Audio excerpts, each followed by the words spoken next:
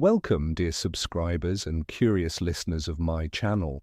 I've said it more than once. Remus Lupin is one of my absolute favourite characters in the Harry Potter universe, and David Thewlis, who portrayed him on screen, deserves no less respect than Alan Rickman or Robbie Coltrane. In The Prisoner of Azkaban, we saw the very Lupin we wanted to see. Weary, yet wise, compassionate, yet with a mischievous spark. For many students, he forever remained the best defense against the dark arts teacher. But sadly, the films couldn't capture the full complexity of this character. On screen, he remained Harry's kind mentor, while his life and inner conflicts were far deeper. Today we'll look at Lupin from every angle: husband, father, warrior of the Order, and professor. And I'm sure some aspects of his character will surprise you. Number 1.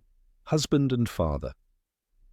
The films almost ignored the most dramatic part of Remus's story, his love for Nymphadora Tonks, their marriage, and the birth of their son. Everything important happens off-screen. Viewers only briefly learn that they're married, and later that they have a child. Even their deaths are only mentioned in passing. This creates a false impression that their path was easy and cloudless. In the books, it's much darker. Lupin long denied his feelings for Tonks, believing himself unworthy of a family. He saw only a monster in himself, a werewolf branded by society with contempt, rejection, and laws forbidding him to work. He knew the same fate awaited his wife and future children.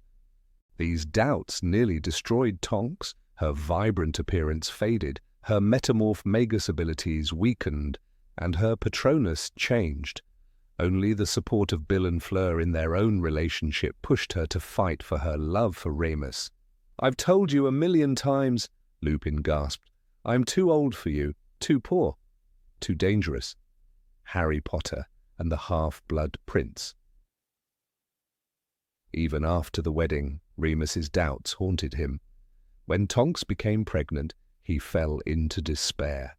What if the child inherited his curse, and if not, wouldn't society still despise him? His desperation grew so strong that he even tried to leave his pregnant wife and join Harry in the hunt for Horcruxes. That was when one of the harshest quarrels between him and Potter broke out. Harry, who had grown up an orphan, couldn't accept the idea of a father abandoning his child. His words were brutal, but they forced Lupin to return to his family and accept himself. "Parents," said Harry, "shouldn't leave their kids unless they have to." Harry Potter and the Deathly Hallows. And yet he did become a father. In the end, he asked Harry to be godfather to little Teddy. Tragically, Remus never lived to see his son, but that is the essence of Lupin's fate. Number 2. Remus of the Order of the Phoenix. But Remus was not only a husband and father, he was also a loyal soldier. He fought in the ranks of the Order of the Phoenix, following Dumbledore's orders with unwavering devotion. For him, Albus's word was law. That's why he never doubted Severus Snape, however hard it was to accept. He understood. If Dumbledore said Snape had repented, then it was true. Moreover, he even thanked Severus for the Wolfsbane potion, which eased his transformations. I don't forget that for the whole year I taught at Hogwarts, Severus made the Wolfsbane potion for me every month and made it perfectly. Harry Potter and the Half-Blood Prince. Lupin took part in all the key battles. But his special mission was far more dangerous, living among werewolves, trying to persuade them to join the Order. Nearly all of them sided with Voldemort, who promised them a new order. Lupin was seen as an outsider even among his kind, too human for them. "I sometimes think I was made to be a spy," he admitted bitterly. Harry Potter and the Half-Blood Prince. Thus, rejected by both wizards and werewolves, he still served the Order as best he could. Number 3, Professor Lupin. And yet we first met him not as a fighter or family man, but as a teacher. In The Prisoner of Azkaban, he became Harry's true mentor, a man you could speak to heart. But even in this film, not all his actions were shown. In the book, Lupin was the first to help Harry after his encounter with a Dementor and made sure the headmaster and Madame Pomfrey knew about his condition. Details like these reveal him as a responsible and attentive educator. Lupin always saw in students what others overlooked. He deliberately chose Neville for the boggart lesson to give the boy confidence after Snape's bullying. I was hoping that Neville would help me with this one, Harry Potter and the Prisoner of Azkaban. At the same time, he was not a model of meticulousness. Lupin never kept proper lesson records and often ignored formalities. Snape delighted in pointing out his carelessness. But the students didn't care. What mattered to them was that Lupin's lessons were useful, not the paperwork. Number 4. Lupin and his childhood. Remus Lupin's childhood began with a scar that never healed. Fenrir Greyback bit him as revenge against his father, condemning the boy to a life of fear before he even understood what a werewolf was. His parents tried to protect him, but every full moon brought terror into their home. In Half-Blood Prince, Lupin admits, "It was Greyback who bit me. My father offended him." That one sentence tells the story of a child forced into exile inside his own skin. Dumbledore gave him hope.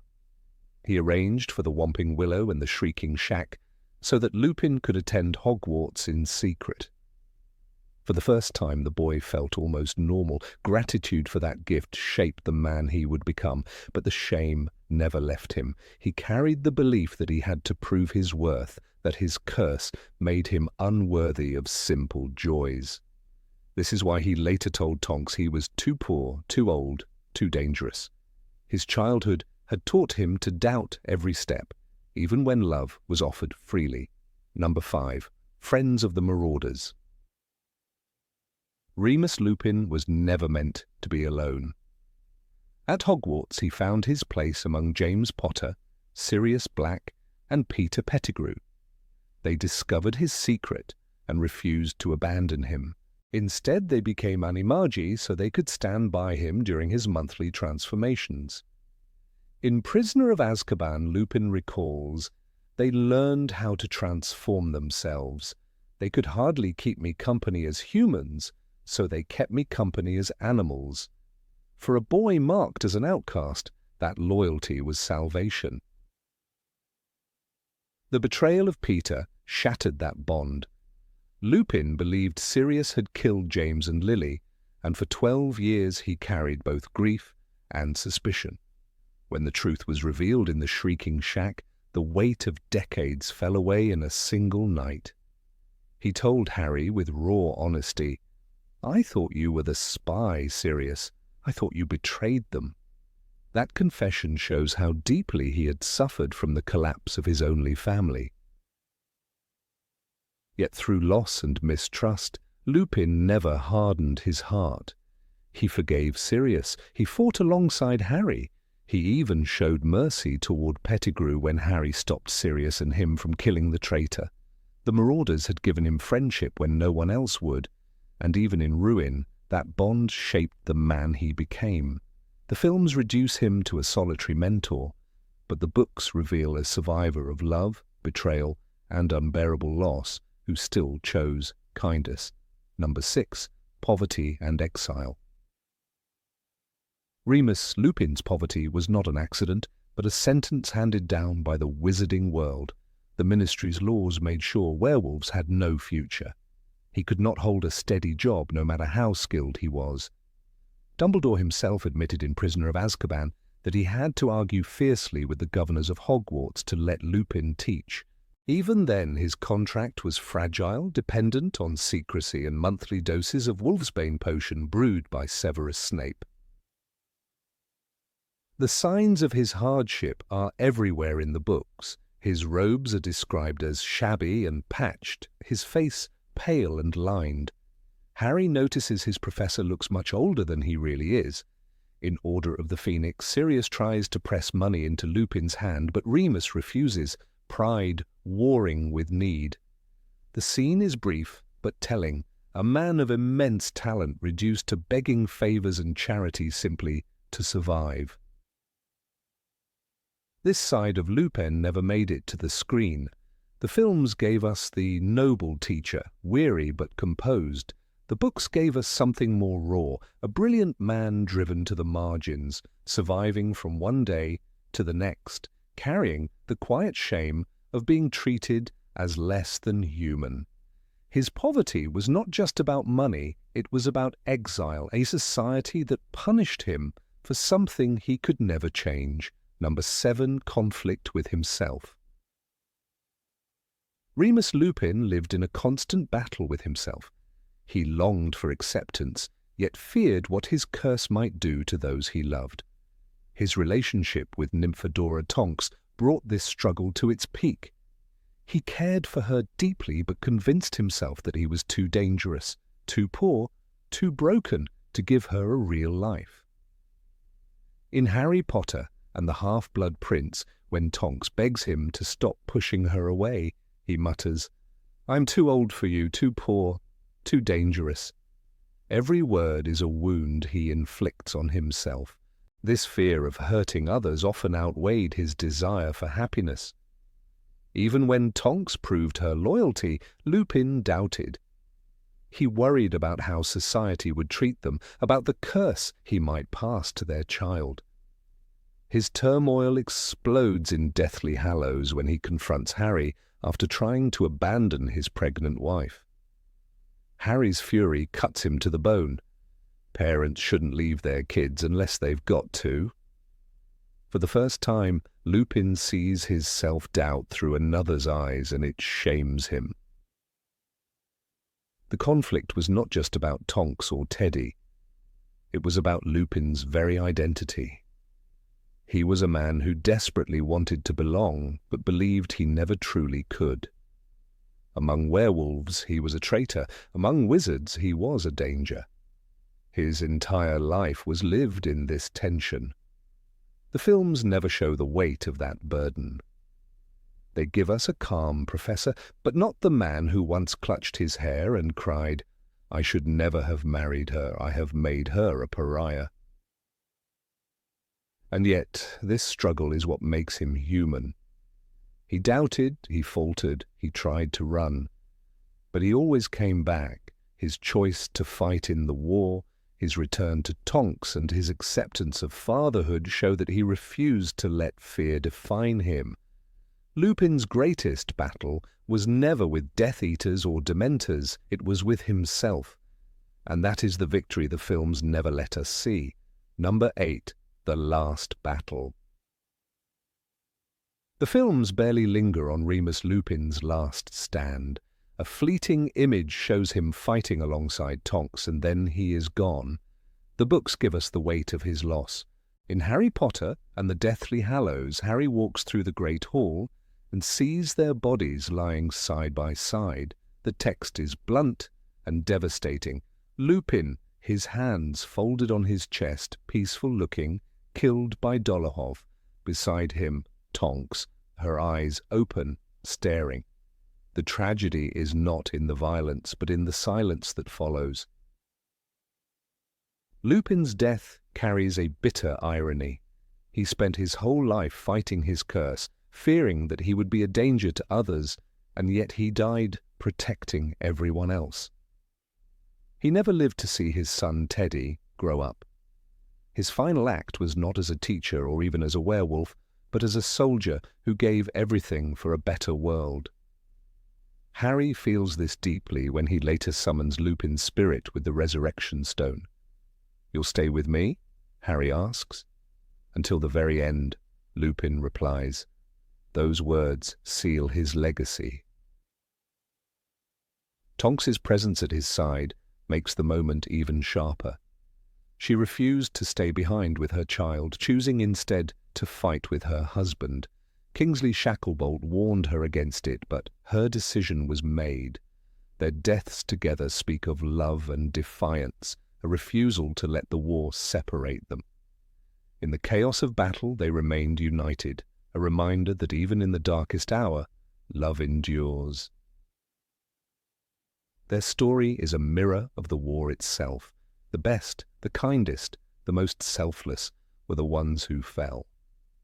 Lupin's body in the Great Hall is not just the loss of a beloved professor or fighter. It is the loss of a man who carried the scars of rejection his whole life, yet still chose hope. With Tonks beside him, his death became more than a casualty. It became a symbol of what the wizarding world had to lose in order to be reborn. Number 9. Lupin and Harry. When Harry first met Remus Lupin on the train to Hogwarts, he didn't just meet another professor, he met the first adult who spoke about his parents with warmth and honesty. In Harry Potter and the Prisoner of Azkaban, Lupin gave Harry a piece of chocolate after the Dementor attack and later told him, "Your mother was one of the kindest witches I ever knew." These small moments mattered to Harry, who had grown up with nothing but silence or lies about James and Lily. Lupin became a living bridge to a past that Harry longed to understand. What makes this bond unique is Lupin's restraint. He never tried to replace James. He never assumed the role of Harry's father, though Harry might have welcomed it. Instead, Lupin offered guidance quietly, always careful not to overstep. Even in the Shrieking Shack, when he finally revealed the truth about Sirius Black, he spoke with caution. "I have not been Sirius's friend for 12 years, but I know he is no murderer." His words were calm, measured, giving Harry space to decide what to believe. This distance was deliberate. Lupin carried his own insecurities and often doubted whether he deserved a place in Harry's life. After all, he was an outcast, a werewolf, someone society despised. Yet he always gave Harry the choice to draw near or to step back. In Harry Potter and the Order of the Phoenix, when Sirius grew reckless in his need to be a father figure, Lupin remained steady. He advised Harry, reminded him to continue occlumency lessons with Snape, and acted as the voice of reason, not the voice of authority. Through this balance, Lupin gave Harry something precious: freedom. He offered memories of James without forcing Harry to see him a certain way. He provided wisdom without demanding obedience. In a world where adults constantly tried to control Harry's destiny, Lupin was different. He respected the boy's independence, and that is why, when Lupin later asked Harry to be Teddy's godfather, it carried such weight. It was the ultimate gesture of trust, born not from control but from respect. Number 10. The Shadow of Fenrir Greyback. Fenrir Greyback was the monster who changed Remus Lupin's life forever. One bite in childhood condemned him to a lifetime of fear and rejection. Lupin himself recalls that moment with quiet bitterness, describing Greyback as the kind of werewolf who took pride in spreading his curse.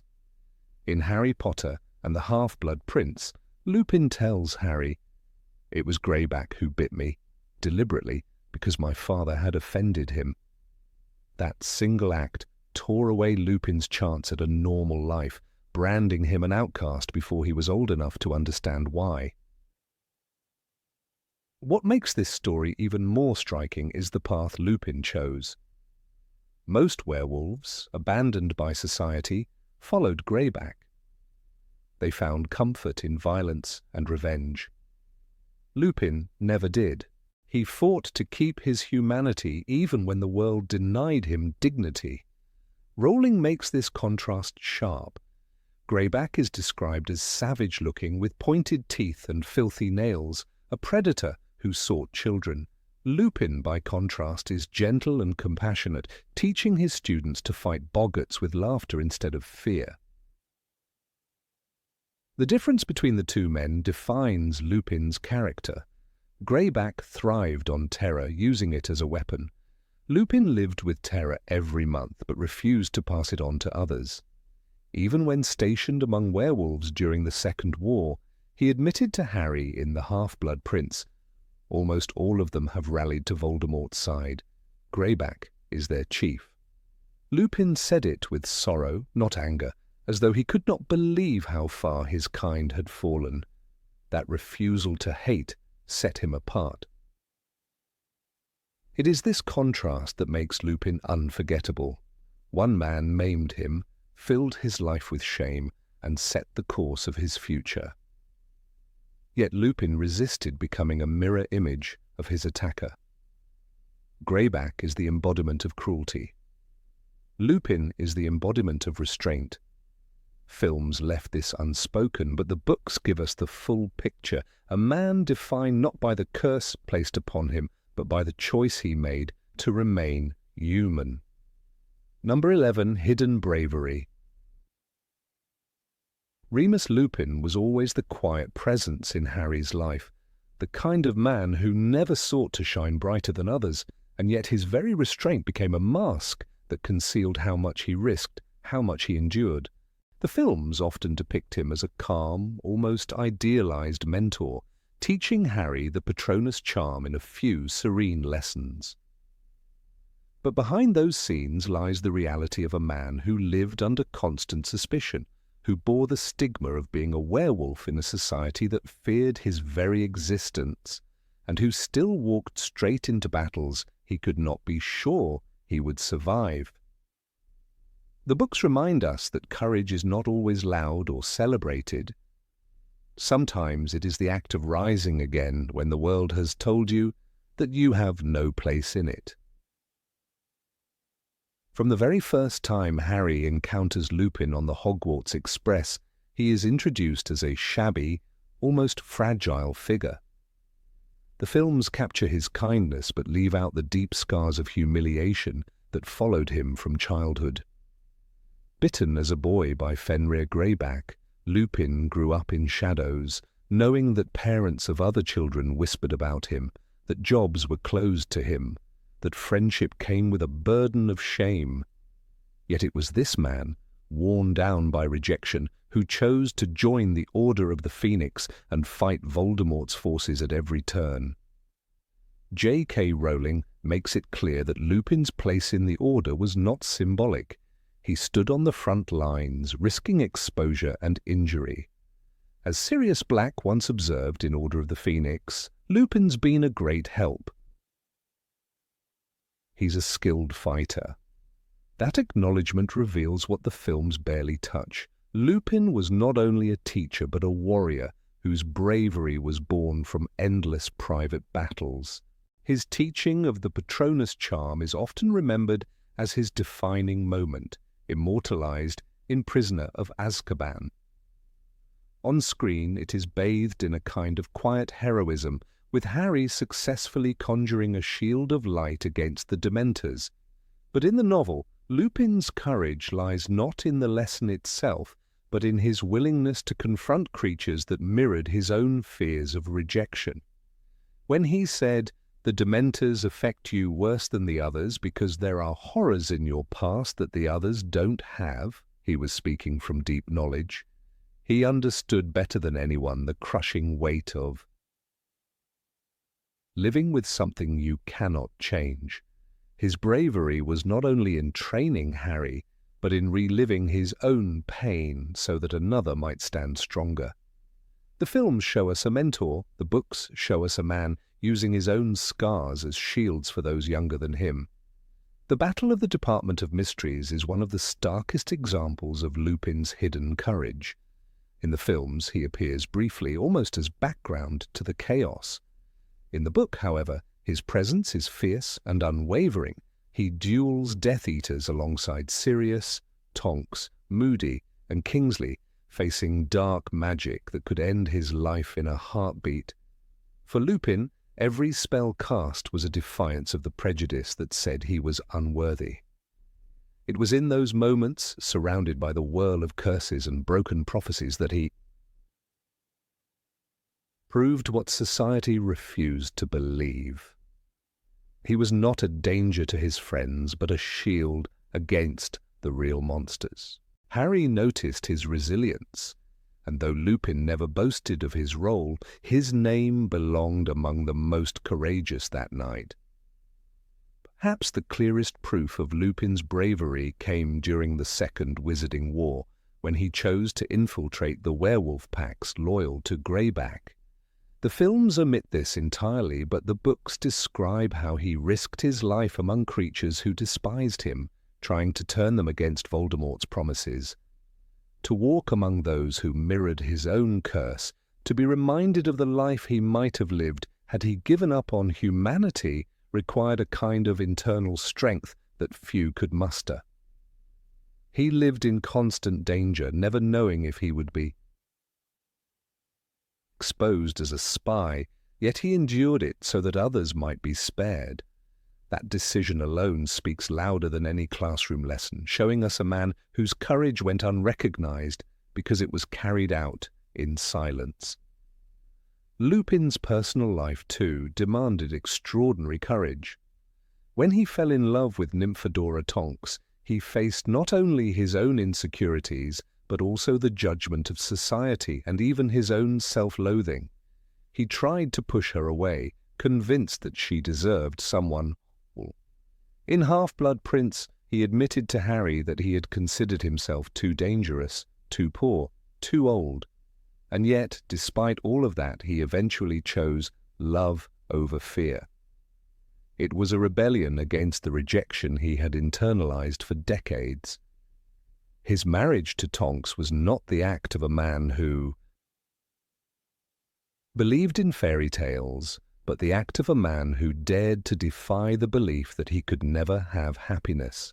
That was bravery of another kind, the courage to believe in his own worth. Number 12. Relationship with Sirius. Of all the relationships that shaped the post-Prisoner of Azkaban years, few carried the same quiet depth as the bond between Remus Lupin and Sirius Black.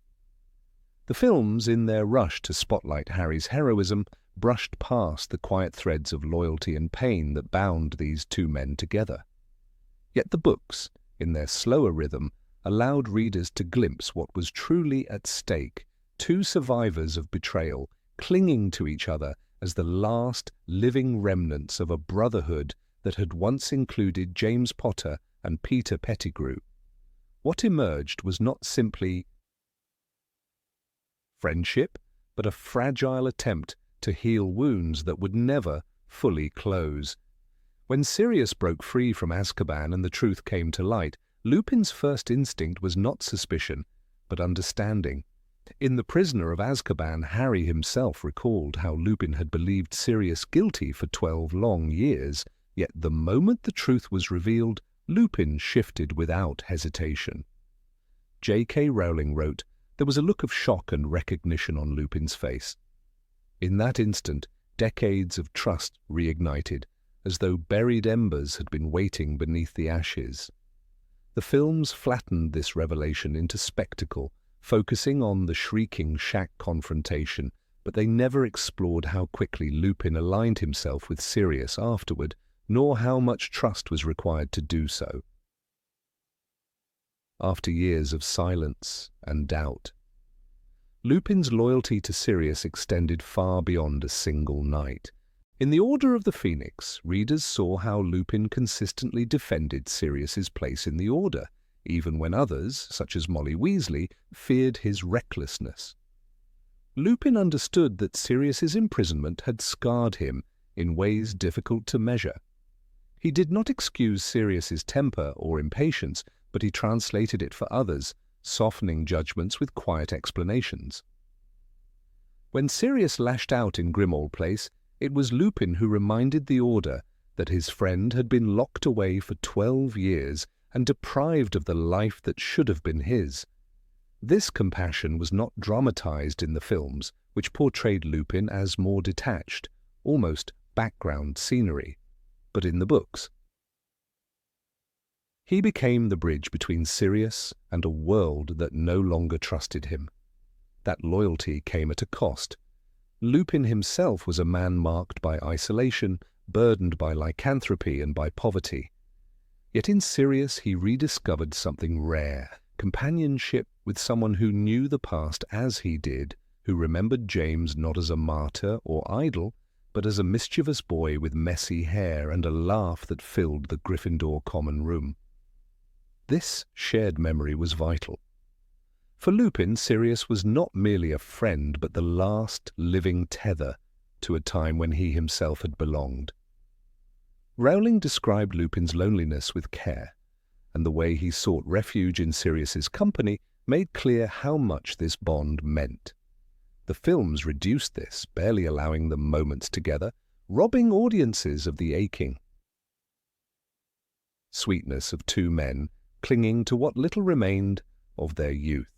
Consider the way Lupin defended Sirius before Harry. In the Order of the Phoenix, when Harry's trust wavered under Molly's caution, Lupin was firm. He told Harry, "Sirius is much too old and much too wise to do anything rash."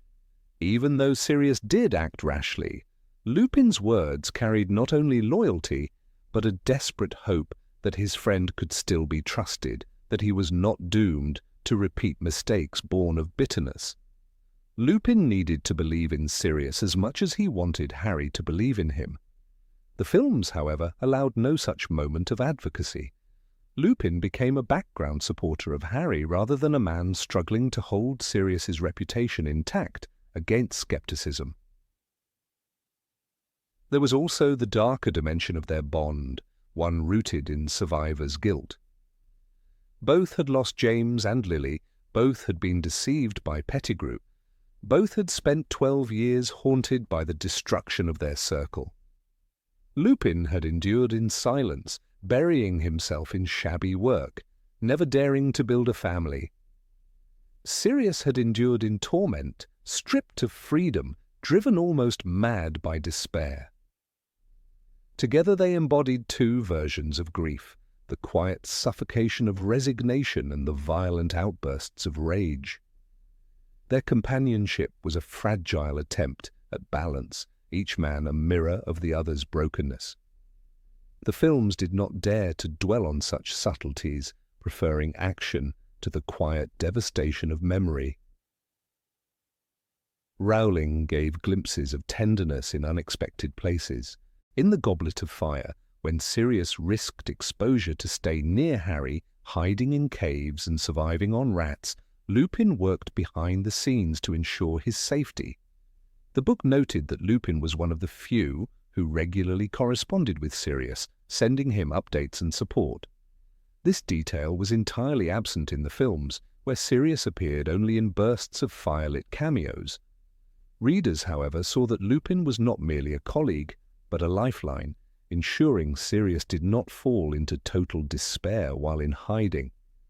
In such small gestures lay the quiet heroism of friendship.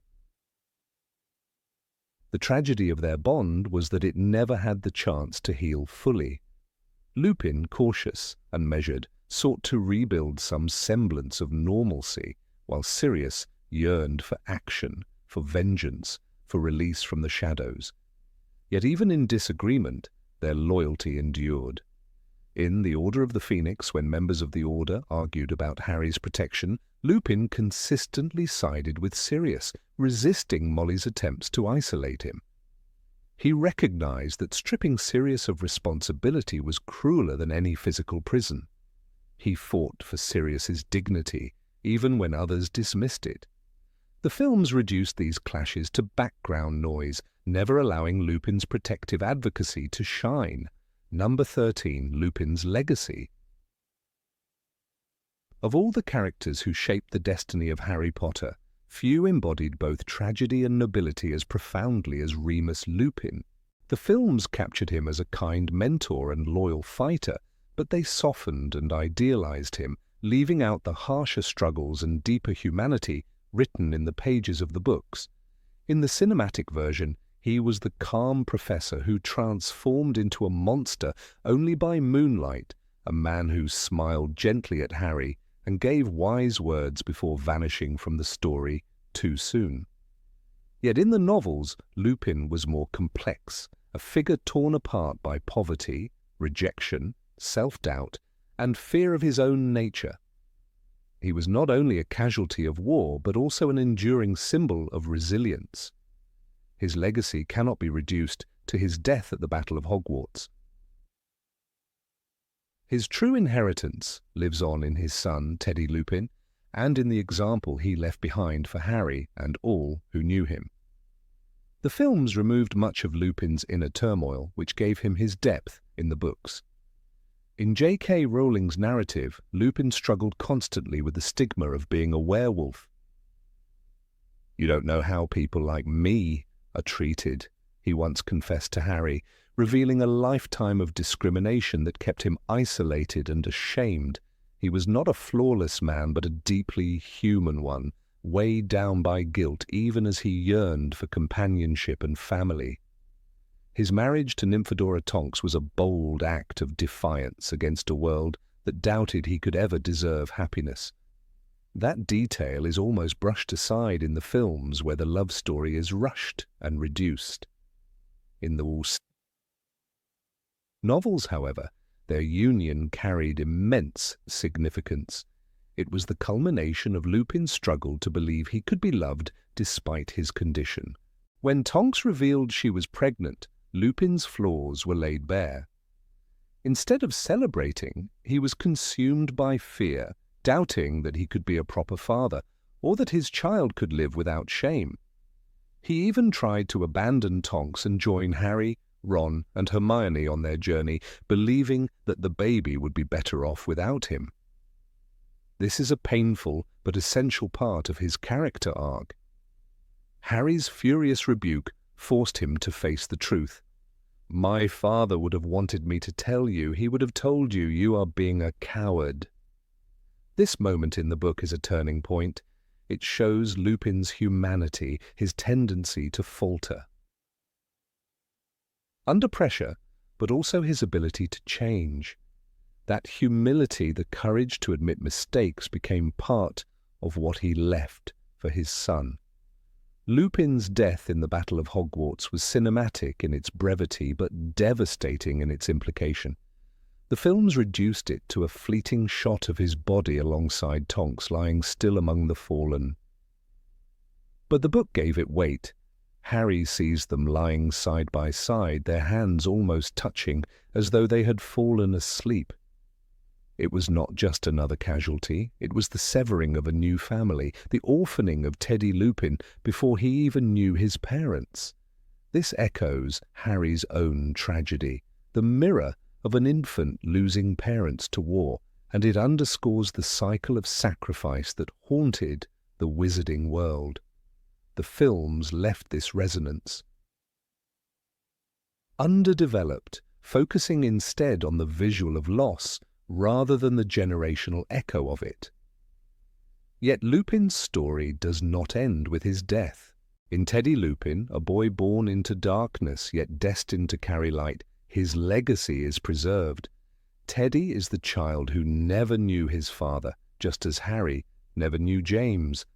But unlike Harry, Teddy had godfather Harry Potter, a young man who understood exactly what it meant to grow up without parents. Lupin's choice to name Harry as Teddy's godfather was more than symbolic.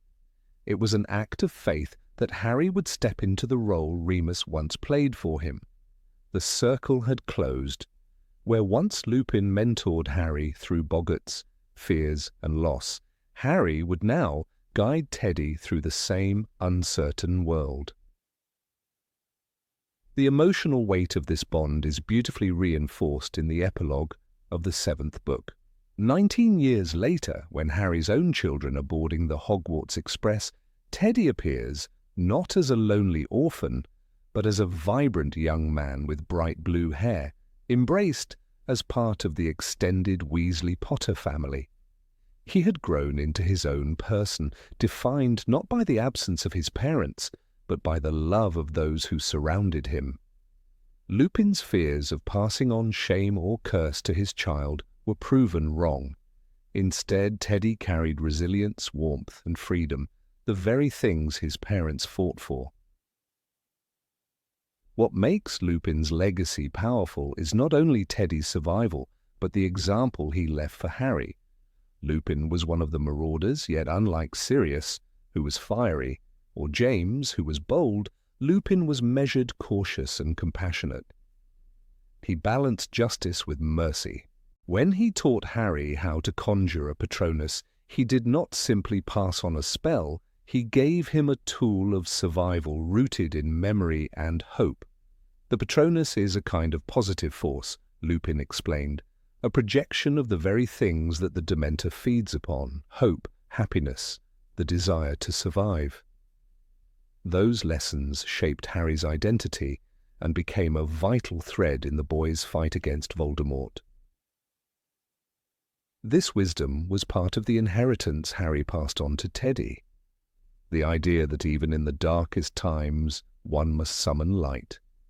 Number 14, Lupin and the feeling of guilt. Remus Lupin stands as one of the most tragic figures in the Harry Potter universe, and yet the films choose to polish away much of his inner torment. On screen, David Thewlis plays him with quiet dignity and wisdom, the kind of teacher students would admire for his patience and calmness.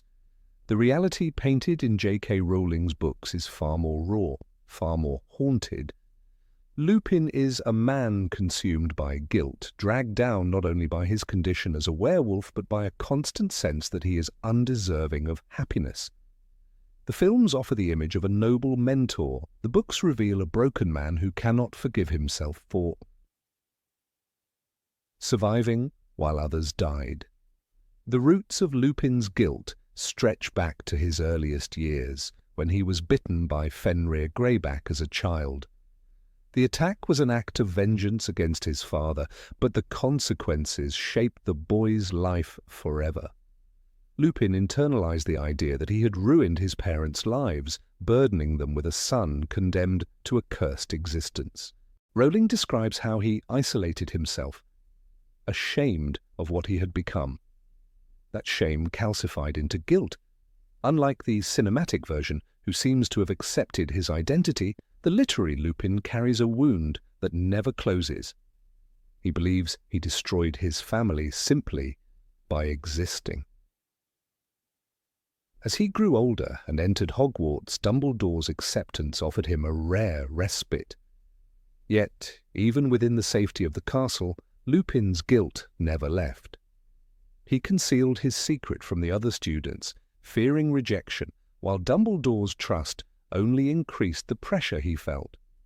When James Potter, Sirius Black, and Peter Pettigrew discovered the truth and chose not to abandon him, Lupin was touched, but it also deepened his sense of unworthiness. They risked everything to accompany him during his transformations, even creating the Marauders map. Lupin could never escape the idea that he endangered them simply by being their friend. The films turn this into a story of loyalty and camaraderie, but the books remind us that Lupin never stopped worrying that he might harm those closest to him. The death of James and Lily Potter added another unbearable layer. Lupin is haunted by the fact that he survived while his dearest friends did not. He had always felt that he bore part of the blame, Rowling writes, because he had trusted the wrong person. When the Fidelius charm was placed in Pettigrew's hands, Lupin accepted it. He did not argue, did not insist on being secret keeper himself, because guilt told him he was too dangerous, too unworthy to hold such responsibility. When betrayal came and Voldemort killed James and Lily, Lupin was crushed by the knowledge that his own self-doubt had indirectly paved the way. In the more films, this is only alluded to, but the books linger on Lupin's regret, his sense that he had failed those he loved most. This grief was compounded when Sirius was imprisoned. Lupin believed for years that his other best friend had murdered Peter and betrayed James and Lily. The guilt here took another twisted form. He despised himself for not seeing through Sirius sooner, for being blind to the signs. The films skip quickly past this agony, presenting Lupin as calm and reasonable when Sirius returns. Yet the books highlight how tortured he was, admitting to Harry that he had suspected them all, distrusting even the people he loved most. That suspicion became another weight of shame on his shoulders. In his mind, not only had he failed to protect James and Lily, he had abandoned Sirius. To Azkaban with his silence. When Lupin teaches at Hogwarts in The Prisoner of Azkaban, readers finally glimpse his gentleness and his brilliance. He gives Harry his first real guidance, teaching him the Patronus charm and showing compassion that few other teachers managed. Yet beneath his inspiring lessons lies the same shadow of guilt. He believes he should not even be there, that he is endangering children by taking the post. Parents will not want a werewolf teaching their children, he confides to Dumbledore. The films portray him as a warm, ideal teacher, but Rowling ensures that we see the constant self-condemnation running in the background. He leaves his post not out of duty alone, but out of deep-rooted belief that he has no right to hold such a position of trust. The relationship with Nymphadora Tonks is one of the clearest examples of how guilt consumes Lupin. In the films, their romance appears almost tenderly tragic, two misfits drawn together.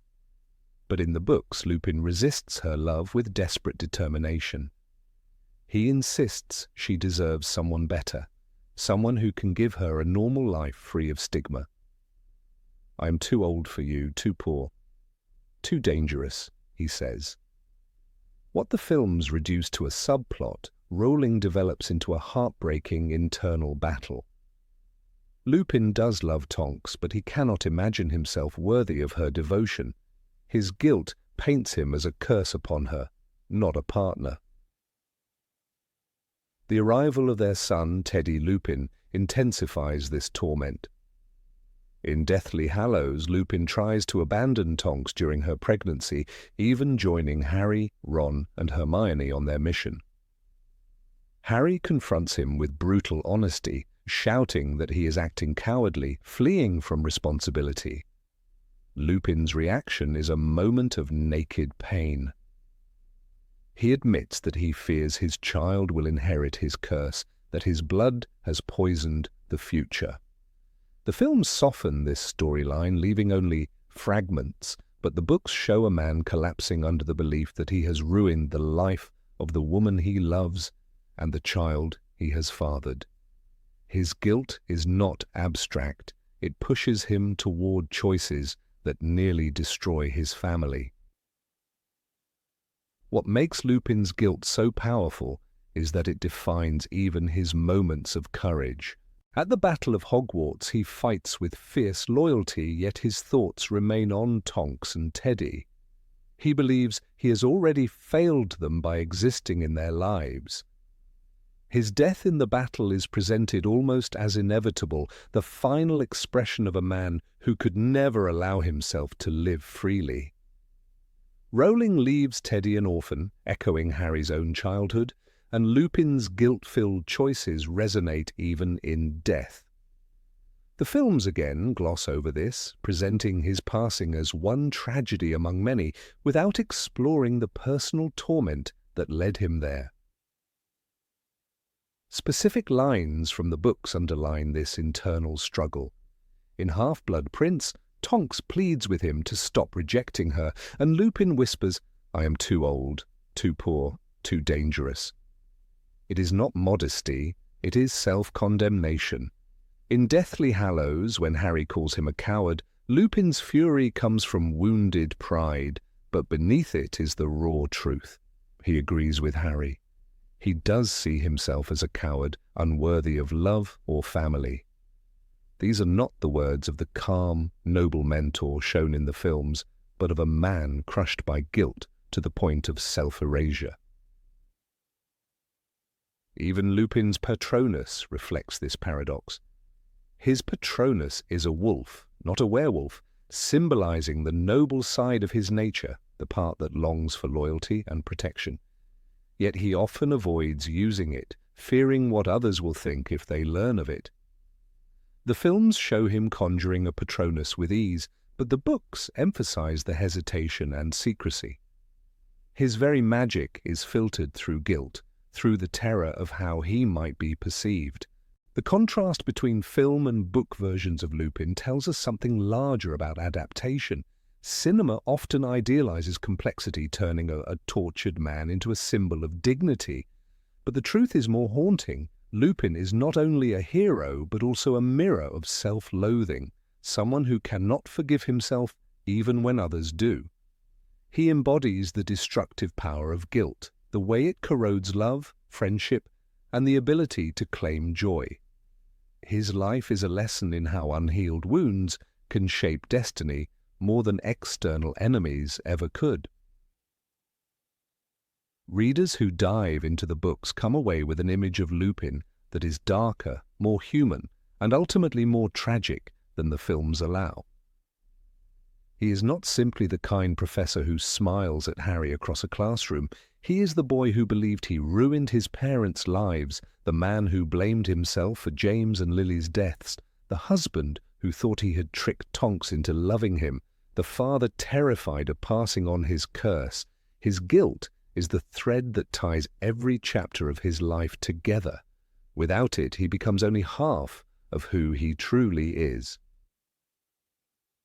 Lupin's story, stripped of idealization, is one of profound suffering hidden behind quiet kindness. It is easy to admire the cinematic version, the mentor figure whose greatest flaw seems to be bad luck. But the literary Remus Lupin demands more from us. Empathy for a man whose greatest enemy was not the moon or Voldemort, but the unrelenting voice inside his own mind whispering that he was never enough. That is the tragedy the films never truly dared to show. Number 15. Calmness as a mask. In the films, Remus Lupin steps onto the screen as a figure of calm reassurance.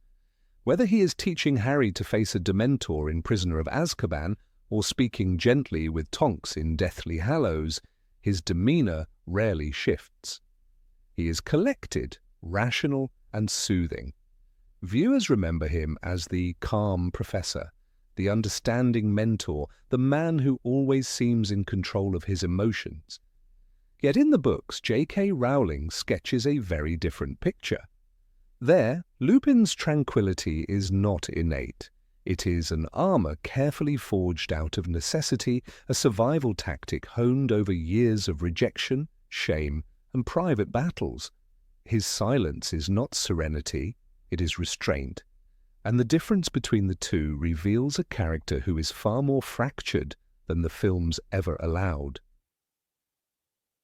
The boy bitten by Fenrir Greyback at the age of 5 was never destined for peace. From his earliest memories, Lupin lived with a curse that marked him as dangerous and other. Every full moon was a reminder that he could not belong fully in any community. In the films, this aspect of his story is mentioned, but it does not haunt the screen in the way it haunts the pages. The books describe him as shabby and worn, carrying the look of a man who has lived a life of constant deprivation. When Harry first meets him on the train, he notices the professor's threadbare robes and his tired face. The films make him look weary, yes, but not broken.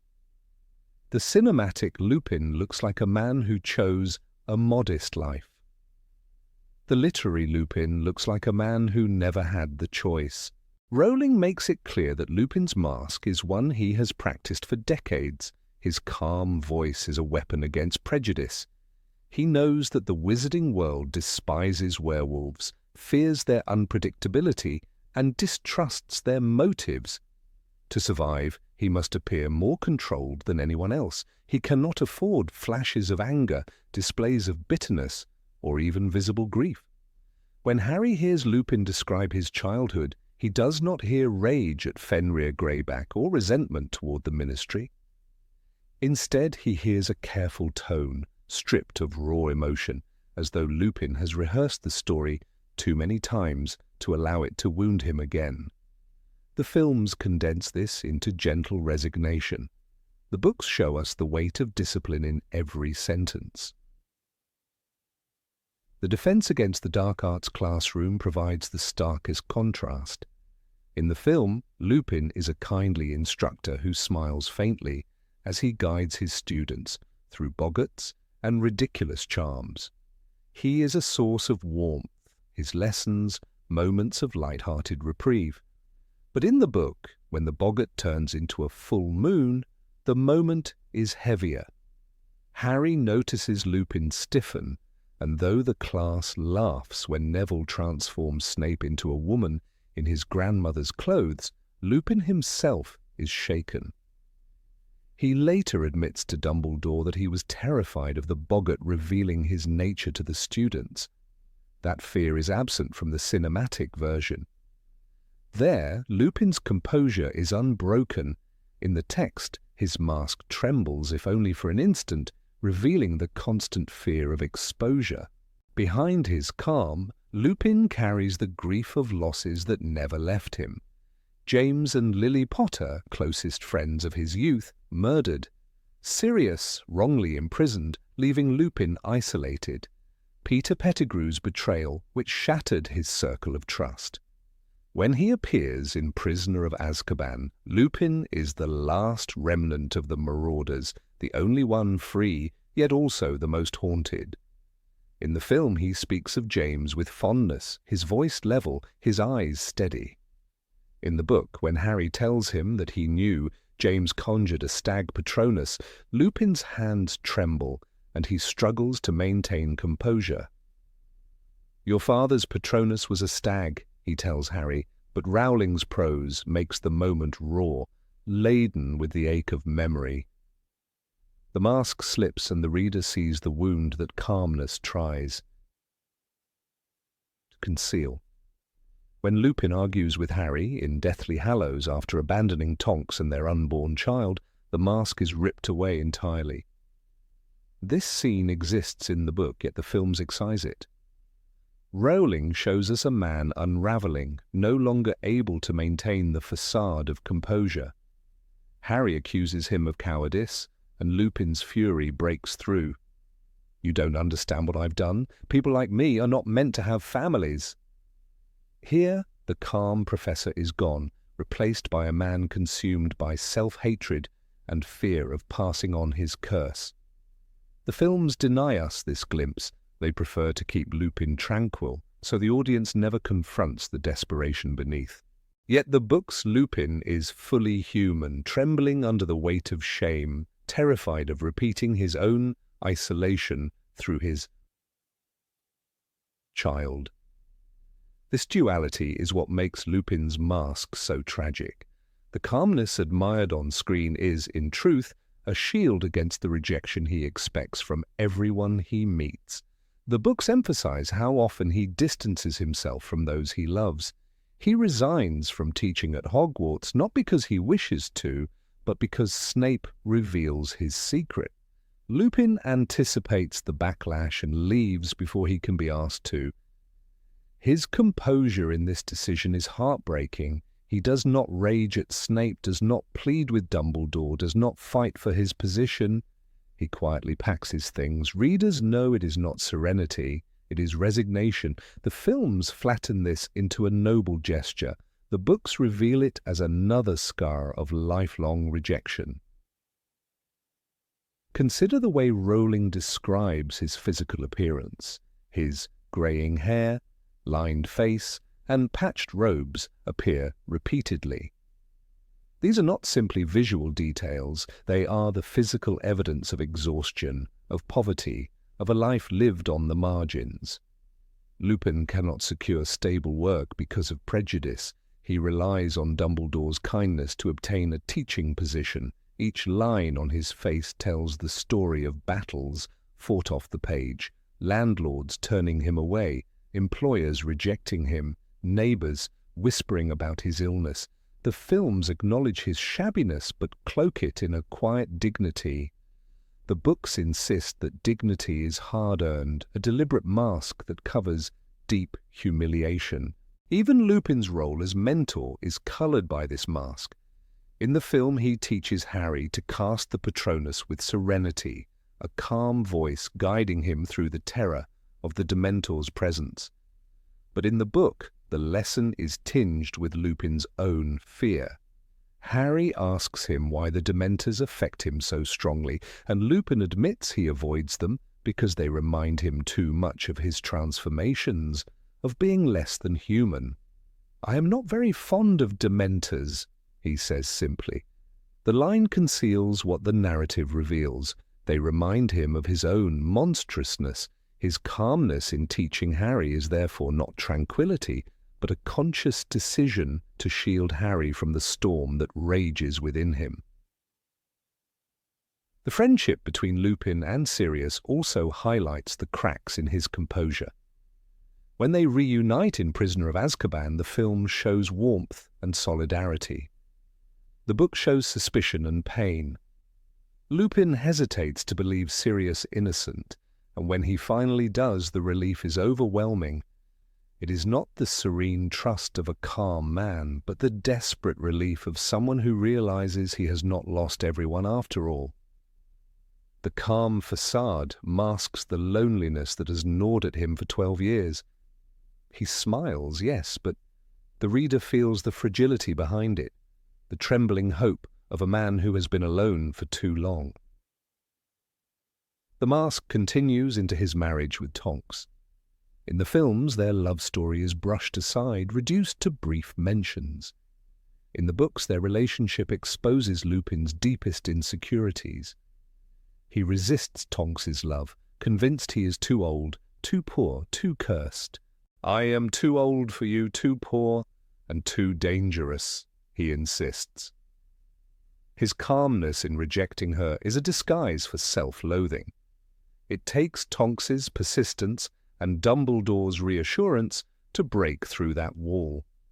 Even then, Lupin's fears resurface in Deathly Hallows when he tries to abandon Tonks and their unborn child. The mask of calm cracks again, revealing the panic of a man who believes he can only bring destruction to those closest to him. The ultimate tragedy of Lupin's mask is that it convinces not only others but also himself. He spends so long cultivating composure that he begins to mistake it for reality. Yet the narrative never allows us to forget what lies beneath. When he dies at the Battle of Hogwarts, leaving behind Tonks and their infant son Teddy, his end is quiet. The film shows only the stillness of his body beside hers. But the book leaves us with the sense of everything unsaid, the grief, the shame, the fear that shaped his life. The calm exterior remains intact even in death, but the reader knows that beneath it lived a man constantly at war with himself. By idealizing Lupin's calmness, the films give us a character who is admirable, steady, almost saintly. But the books insist on something messier, more painful, and infinitely more human. The calmness was never serenity. It was survival. It was the armor of a man who could not afford to show weakness because weakness meant rejection, abandonment, danger. The films preserve the mask. The books let us glimpse the man beneath it, trembling, weary, yet still fighting to remain whole. Number 16. The ability to forgive. Remus Lupin's presence in the Harry Potter films carries with it a quiet dignity that stands in stark contrast to the chaos surrounding him. He is depicted as a man marked by tragedy from childhood, bitten by Fenrir Greyback, and condemned to a life of fear, secrecy, and rejection. Yet the films emphasize not the bitterness of his existence, but his remarkable ability to forgive and to rise above resentment. Viewers see a man who could have allowed anger to poison his heart, but instead clings to compassion, patience, and loyalty. This choice to forgive, to resist the easy seduction of hatred, is what transforms him into one of the most quietly heroic figures of the saga. The films highlight Lupin's relationship with Severus Snape as one of the most telling examples of his forgiveness. From their school days, Snape loathed Lupin for his association with James Potter and Sirius Black. The humiliation Snape endured at their hands was something he never forgot, and Lupin, though not the ringleader, became guilty by association. Years later, Snape revealed Lupin's secret, his lycanthropy, to the entire school community. This betrayal could have ruined Lupin's career, reputation, and safety, yet Lupin never retaliated. Instead, he acknowledged Snape's skill and depended on him for the Wolfsbane potion, which allowed him to remain sane during his transformations. In Harry Potter and the Prisoner of Azkaban, Lupin tells Harry with quiet appreciation, "Severus Snape, the potion master, has been very kind, preparing this for me." Those words are astonishing in context, for they reveal that Lupin chose to see Snape's act of brewing the potion as kindness, not obligation, and certainly not as a weapon Snape wielded against him. Such generosity of spirit is rare in the wizarding world, where vengeance and old grudges often guide people's actions. Think of Sirius Black, who spent 12 years plotting revenge against Peter Pettigrew. Think of Harry himself, whose righteous anger at Voldemort defines his mission. Lupin, by contrast, embodies a different path. He is not naive. He knows full well the cruelty of others, but his instinct is to forgive, or, at the very least, to understand. In a society that marginalized him as a dangerous outcast, Lupin chose to rise above bitterness. He did not allow anger at Snape or at Greyback or at the Ministry's discrimination to devour his humanity. Instead, he sought to build bridges, teach compassion, and offer guidance. This quality is tested most profoundly when Lupin confronts Peter Pettigrew in the Shrieking Shack. Here is the man who betrayed James and Lily Potter, leading to their deaths and the destruction of the Marauders. Lupin would have every reason to demand blood. His life was shattered by this act. He lost his closest friends, his found family, and was left alone to bear the weight of survival. Sirius cries out for Pettigrew's death, but Lupin tempers the fury with a sense of fairness. He agrees to let Harry decide, and when Harry insists on sparing Pettigrew, Lupin supports him. Rowling writes in Prisoner of Azkaban, "You're the only person who has the right to decide, Harry. You're the one who lost your parents." Lupin does not dismiss the desire for vengeance, but he refuses to allow it to dominate him. He acknowledges the pain, yet insists that Harry's choice must be honored. That willingness to hold back the tide of rage is an act of immense strength. The films, though streamlined, emphasize this restraint by portraying Lupin as calm, almost detached when others are consumed by hatred. His very demeanor radiates forgiveness. When Snape bursts into the Shrieking Shack to arrest Sirius, Lupin tries to explain patiently rather than attack. He shows no eagerness to punish Pettigrew until Harry makes his appeal. It is in these subtle moments that the films idealize him. Lupin becomes a symbol of forgiveness, not because he ignores the wrong done to him, but because he actively chooses to rise above it. His calm words and steady gaze contrast sharply with Sirius's blazing fury, creating a moral balance that saves Harry from falling into a cycle of vengeance. This refusal to be consumed by hatred is even more striking when we consider Lupin's private suffering. He endured decades of discrimination, poverty, and loneliness because of his condition. The wizarding world did not welcome him with open arms, it shunned him. Jobs were denied, friendships strained, relationships threatened by the shadow of the werewolf curse. When he finally married Nymphadora Tonks, the happiness was clouded by his own fears of passing his curse to their child. Lupin could have railed against fate, cursed Greyback for what he did to him, or succumb to bitterness toward the world. Instead, he lived with quiet endurance. In Deathly Hallows, Lupin tells Harry, "I am grateful, Harry, grateful beyond words, that you agreed to be godfather to Teddy." These words show not a man hardened by life, but one softened by gratitude, still capable of joy even in tragedy. The films present this serenity as one of Lupin's defining traits. David Thewlis's portrayal emphasizes gentleness, a soft voice, and measured words. He becomes the professor who listens, who understands, who does not rush to judgment. This portrayal idealizes him because it highlights the nobility of forgiveness over the pettiness of revenge. Other characters are fiery, ambitious, or broken by their pasts. Lupin is steady. He accepts Snape's hostility without retaliation. He accepts his marginalized status without rebellion. And he accepts Pettigrew's betrayal without vengeful obsession. It is precisely this lack of hatred that makes him, paradoxically, one of the strongest figures in the series. At the same time, this depiction raises questions about the cost of such forgiveness. Is Lupin's restraint a form of strength, or is it self-denial born of years of humiliation? The books suggest his humility is genuine, though at times tinged with self-loathing. He worries he is unworthy of Tonks, unworthy of fatherhood, unworthy of happiness.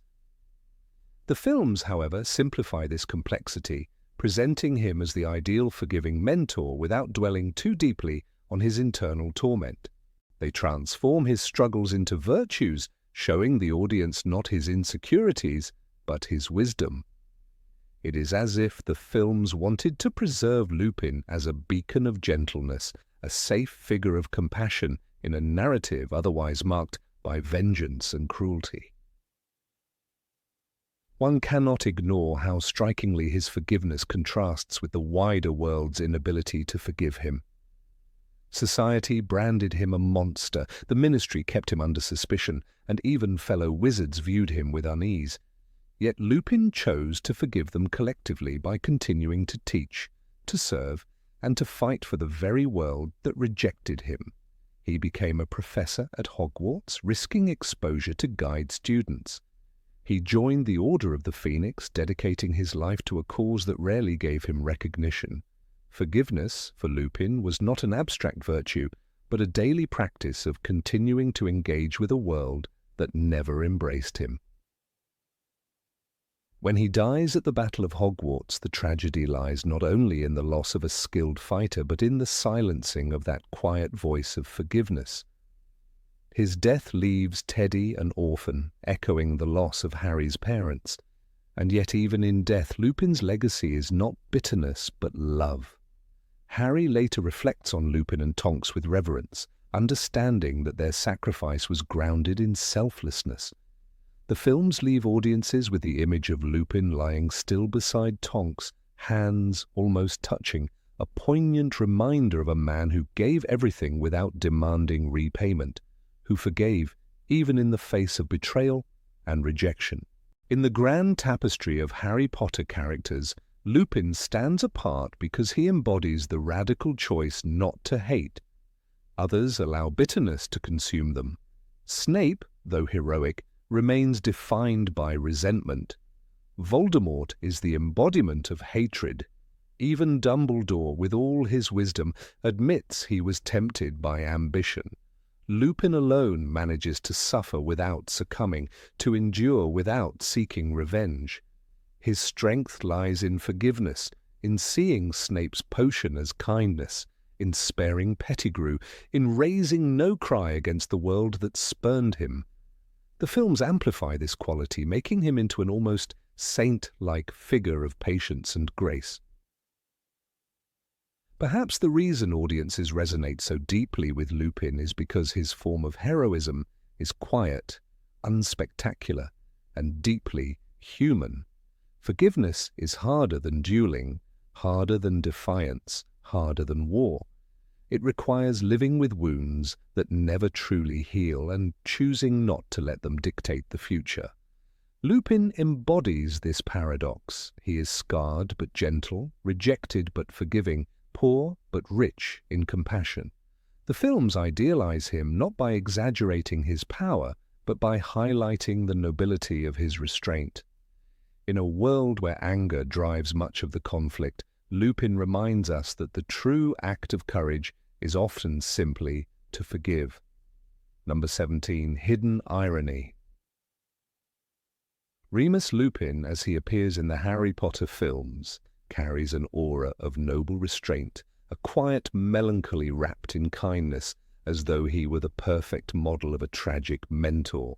But beneath this softened image lies a hidden irony, for the books present a far more textured and ironic character, whose wit and subtle humor often cut through the tension of dark moments. The films streamlined him into a figure of dignified suffering, while the pages reveal a man who could wield irony as deftly as his wand. Nowhere is this more apparent than in the way he guided his students, especially Neville Longbottom, and the quiet amusement with which he undermined the authority of Severus Snape without ever openly declaring battle. One of the most striking examples of Lupin's irony comes during the defense against the dark arts lesson with the boggart. In the movie, this scene is presented as a moment of bravery for Neville, with Lupin offering calm instructions. The book, however, provides another layer. J.K. Rowling describes how Lupin deliberately chose Neville, the boy Snape always tormented, to face the creature. The boggart, of course, turned into Snape, and Lupin gently suggested Neville imagine his fearsome teacher in the clothes of his grandmother. This decision was more than a clever teaching method. It was Lupin's quiet, ironic jab at Snape, subtle undermining of his cruelty by transforming it into comedy. He never raised his voice, never openly mocked his colleague, but his choice revealed an understanding that laughter could be a far greater weapon than confrontation. The films, however, stripped away much of this layered humor. David Thewlis's Lupin radiates calm wisdom, and while the boggart scene remains, the undercurrent of irony disappears. On screen, the emphasis is placed on Neville's triumph, which is certainly important, but the mischievous undertone of Lupin's selection fades. In the book, when Neville succeeded, Lupin's encouragement carried a spark of amusement, as though he had orchestrated a small rebellion against Snape's tyranny, while simultaneously teaching his students that fear can be laughed away. It is in these details that we see how Lupin's character is richer in text, his wit functioning as a shield, not only for himself but also for those who needed courage. The irony Lupin wielded was rarely sharp or cruel. Instead, it resembled the gentle humor of a weary man who had endured too much and learned that laughter was a balm. Consider how Rowling describes his interactions with Harry. When Harry confesses that the Dementors terrify him more than anything else, Lupin doesn't dismiss him, nor does he drown the conversation in pity. Instead, he offers him practical instruction and a touch of reassurance, phrased with the kind of understated humor that says, "You are not weak, you are simply human." Lupin's remark, "It is not a weakness, I think it is a sign of strength, facing that which frightens us most," resonates far more in the book than in the cinematic portrayal, because the text conveys the twinkle of humor in his tone, softening what could otherwise have sounded like a solemn lecture. This humor was also his defense mechanism. Lupin lived with the stigma of being a werewolf, a condition that isolated him and condemned him to suspicion and poverty. In the films, this tragedy dominates his characterization. In the books, however, Rowling carefully shows how he cloaked his bitterness with irony.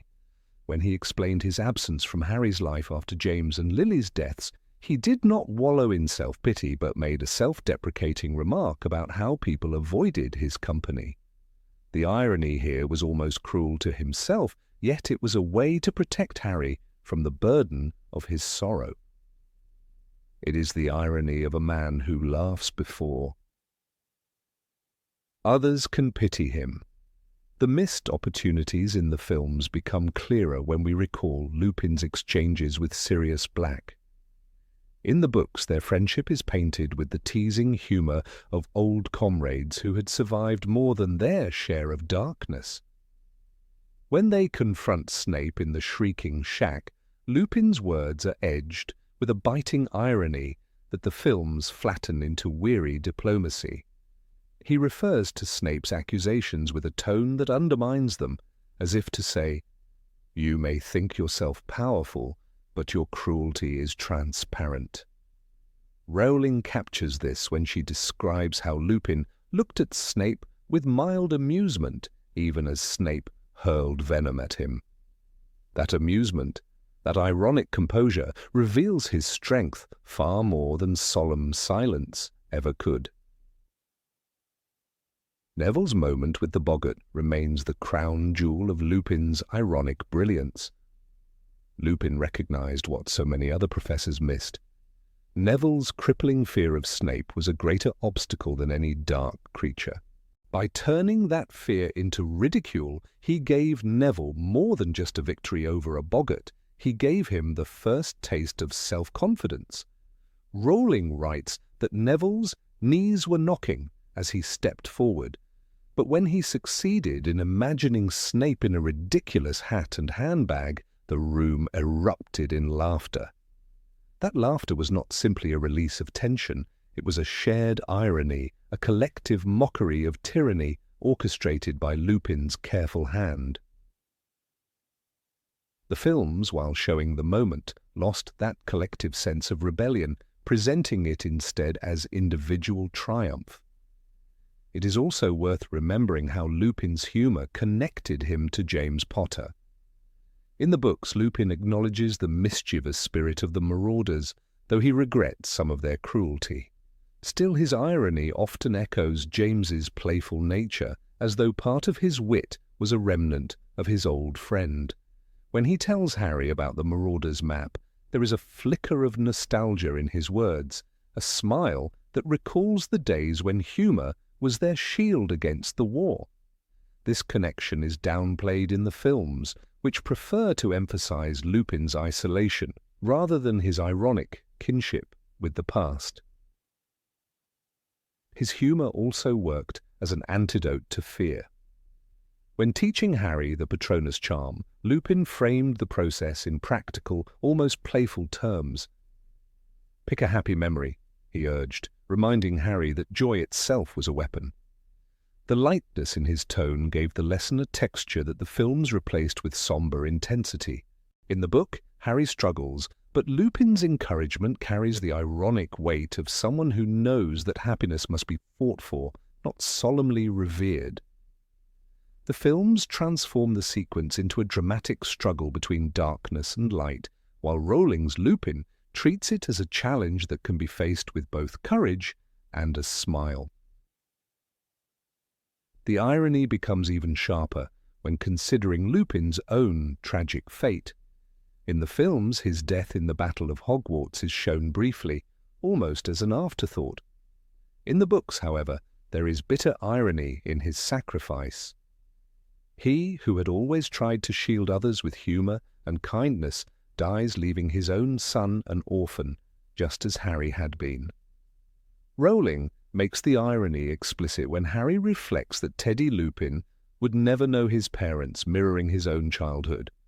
The Lupin of the books, with his humour and ironic wisdom, lingers in this parallel, while the film reduces him to a tragic casualty, stripped of the layers that made his loss so poignant.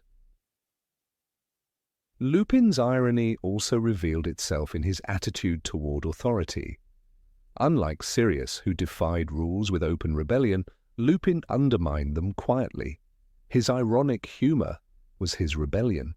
He could sit in the same staff room as Snape and make choices in class that mocked his cruelty without ever uttering a direct insult.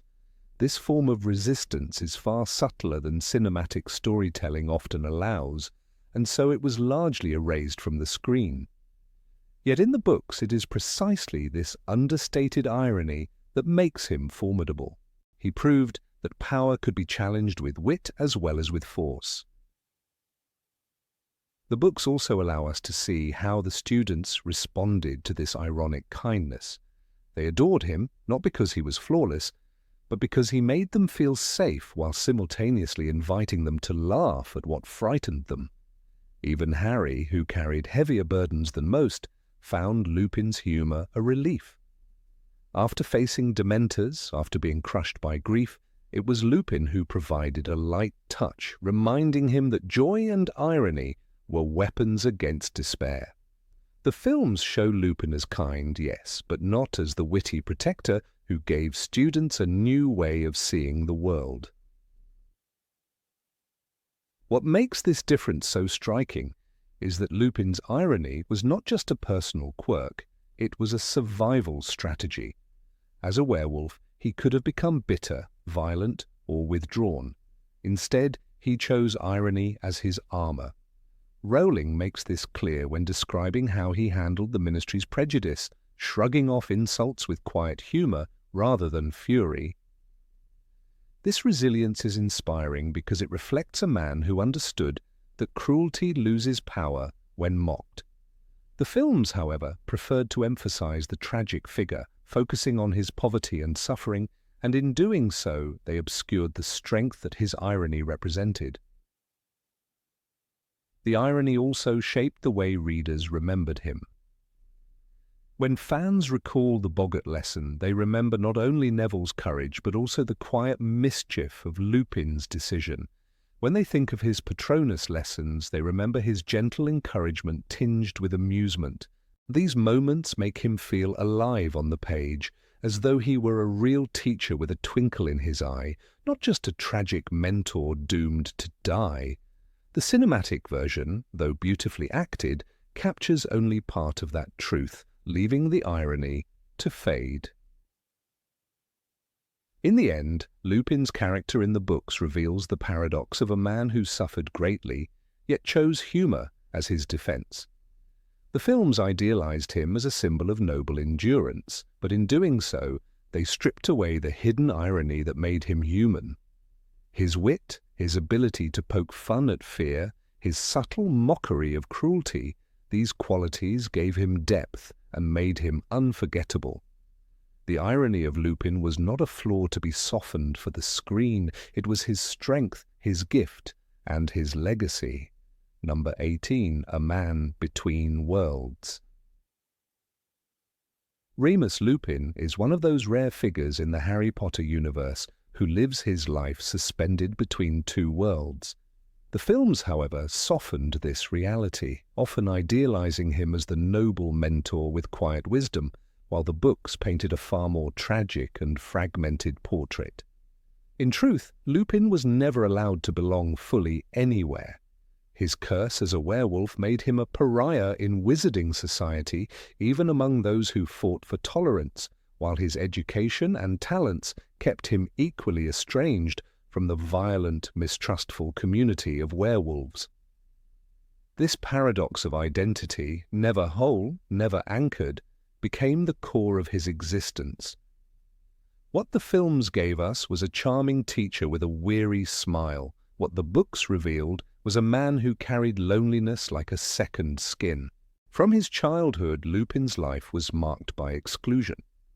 When Fenrir Greyback bit him as a child, he was thrust into a reality no child should endure. The films mention this briefly, but the books explore the consequence. A boy forced to hide the truth of his condition, relying on Dumbledore's rare compassion to even attend Hogwarts. Every full moon was a reminder of his otherness, a transformation that left scars on both body and soul. J.K. Rowling writes in Prisoner of Azkaban, Lupin's face was pale and sickly, his hands trembling slightly as he poured his tea. That single description reflects the constant shadow he lived under. His teaching brilliance in the classroom was real, but behind it lay exhaustion, shame, and the ever-present fear of exposure. The films crafted Lupin into a figure of quiet heroism. We remember his lessons about boggarts, his patient support of Harry, and his subtle wisdom about fear and courage. Yet the narrative in the books was harsher. Lupin's self-doubt was overwhelming, and his belief that he was unworthy of love haunted him constantly. He even hesitated to marry Nymphadora Tonks, fearing the life of rejection their union would bring her. In Half-Blood Prince he admitted to Harry, "I am too old, too poor, too dangerous." The films barely lingered on this confession, but the words hold the weight of a man who cannot envision happiness because society has already condemned him to solitude. What makes Lupin unique is that he understood marginalization more deeply than anyone. He was not like Sirius Black, who carried rebellion as a badge of pride, nor like Severus Snape, who embraced bitterness as armor. Lupin's response to his isolation was empathy. He knew what it meant to be unwanted, so he reached out to those on the fringes, to Harry, who felt orphaned and alone, to Neville Longbottom, whose insecurities made him a target, even to Draco Malfoy, when he offered a warning rather than immediate judgment. He never excused cruelty, but he recognized that mistakes and fears could be healed with patience. That is why his defense against the dark arts classes were beloved. The students felt they were seen not as burdens or disappointments, but as individuals capable of bravery. Still, Lupin's existence between worlds made him a tragic contradiction. The werewolves saw him as a traitor, too civilized and loyal to Dumbledore to belong among them. Greyback despised him, mocking him as a half-hearted predator who refused to embrace the savagery of his kind. Wizards, on the other hand, treated him as dangerous and unstable, especially when Dolores Umbridge passed laws restricting the rights of werewolves. Thus, Lupin moved through life as an outsider among outsiders, tolerated by some, distrusted by most. The films made this tension almost invisible, but in the books it shapes his every choice. He is the man who fights bravely in battles, yet quietly leaves the feast table when suspicion turns toward him. The Marauders' friendship was the only period where Lupin knew some form of belonging. James Potter, Sirius Black, and Peter Pettigrew accepted him despite his condition, even becoming animagi to accompany him during his transformations. This bond mattered deeply because it gave him a taste of normalcy he could never otherwise have. Yet even here he carried guilt. When Sirius and James were reckless, Lupin often did not intervene strongly enough. Later, when betrayal tore their group apart, he was left with the tormenting question of whether he should have seen it coming. He was loyal, but always hesitant, always doubting if he deserved to take his place among them. The films briefly showed camaraderie, but they stripped away this complexity, turning his friendships into nostalgic anecdotes rather than conflicted lifelines. The mentorship he offered Harry is perhaps the clearest reflection of how Lupin's position between worlds gave him wisdom others lacked. When he taught Harry the Patronus charm, it was not just about magic, but about survival through despair. He told Harry that the Dementors affect you worse than the others because there are horrors in your past the others don't have. That insight revealed his own scars. Lupin had lived with constant despair, yet he still taught Harry how to summon joy powerful enough to resist it. The films romanticize these lessons as inspirational moments, but in the books they are bittersweet for every.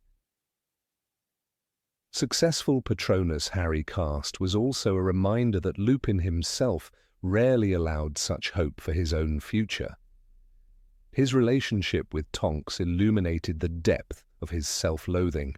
While the films portrayed a subdued romance, the books showed an agonizing conflict. Tonks loved him openly, insisting, "It's him I want and him I'm marrying," while Lupin resisted with words that cut himself deeper than anyone else could. He feared bringing a child into a world that might inherit his curse. When Teddy was born, Lupin's relief was overwhelming, but his doubts never fully faded. Harry's confrontation with him in Deathly Hallows, where Harry accused him of cowardice for leaving Tonks, revealed the dark truth. Lupin was so consumed by the belief that he was unworthy that he nearly abandoned the only family he ever created. The films ignored this entire struggle, making him seem noble but denying the raw humanity of his fear. It is precisely Lupin's flaws that make him extraordinary. Unlike Dumbledore, who concealed his mistakes behind grandeur, or Snape, who buried his pain under cruelty, Lupin admitted his failings. He was a good man, but not a perfect one, and his imperfection was vital for the students who looked to him. They saw someone who fought demons both external and internal, someone who was not untouchable but human. That is why Harry grieved his death so profoundly. Lupin was not only another casualty of war, he was the closest thing Harry had to a guide who understood both light and shadow. The final tragedy of Lupin's life is that he died just as his story might have turned toward healing. He fell in the Battle of Hogwarts alongside Tonks, leaving their son Teddy orphaned, repeating the very cycle of abandonment that had defined his own childhood. Yet the symbolism is haunting. The man who lived between worlds left behind a child who would grow up straddling the same divide, but with Harry as godfather to ensure he would not face it alone. The films show Lupin's death briefly, almost casually, yet in the books it carries devastating resonance. The outsider finally found love, family, and hope, only for war to tear it away. One of the most telling contrasts between film and book, Lupin, is his appearance. In the movies, he carries a rugged charm, his scars subtle, his clothing unremarkable. In the books, however, Rowling describes him as looking more tired and more shabby each time Harry saw him. His worn robes and threadbare condition reflected poverty, but also rejection. He could not find stable work, for no employer trusted a werewolf. This detail, stripped from the films, was essential to understanding his dignity. He lived with humiliation, yet never stopped teaching, fighting, and offering compassion. Lupin's story echoes larger themes of the series: prejudice, belonging, and the danger of defining people by what society fears in them.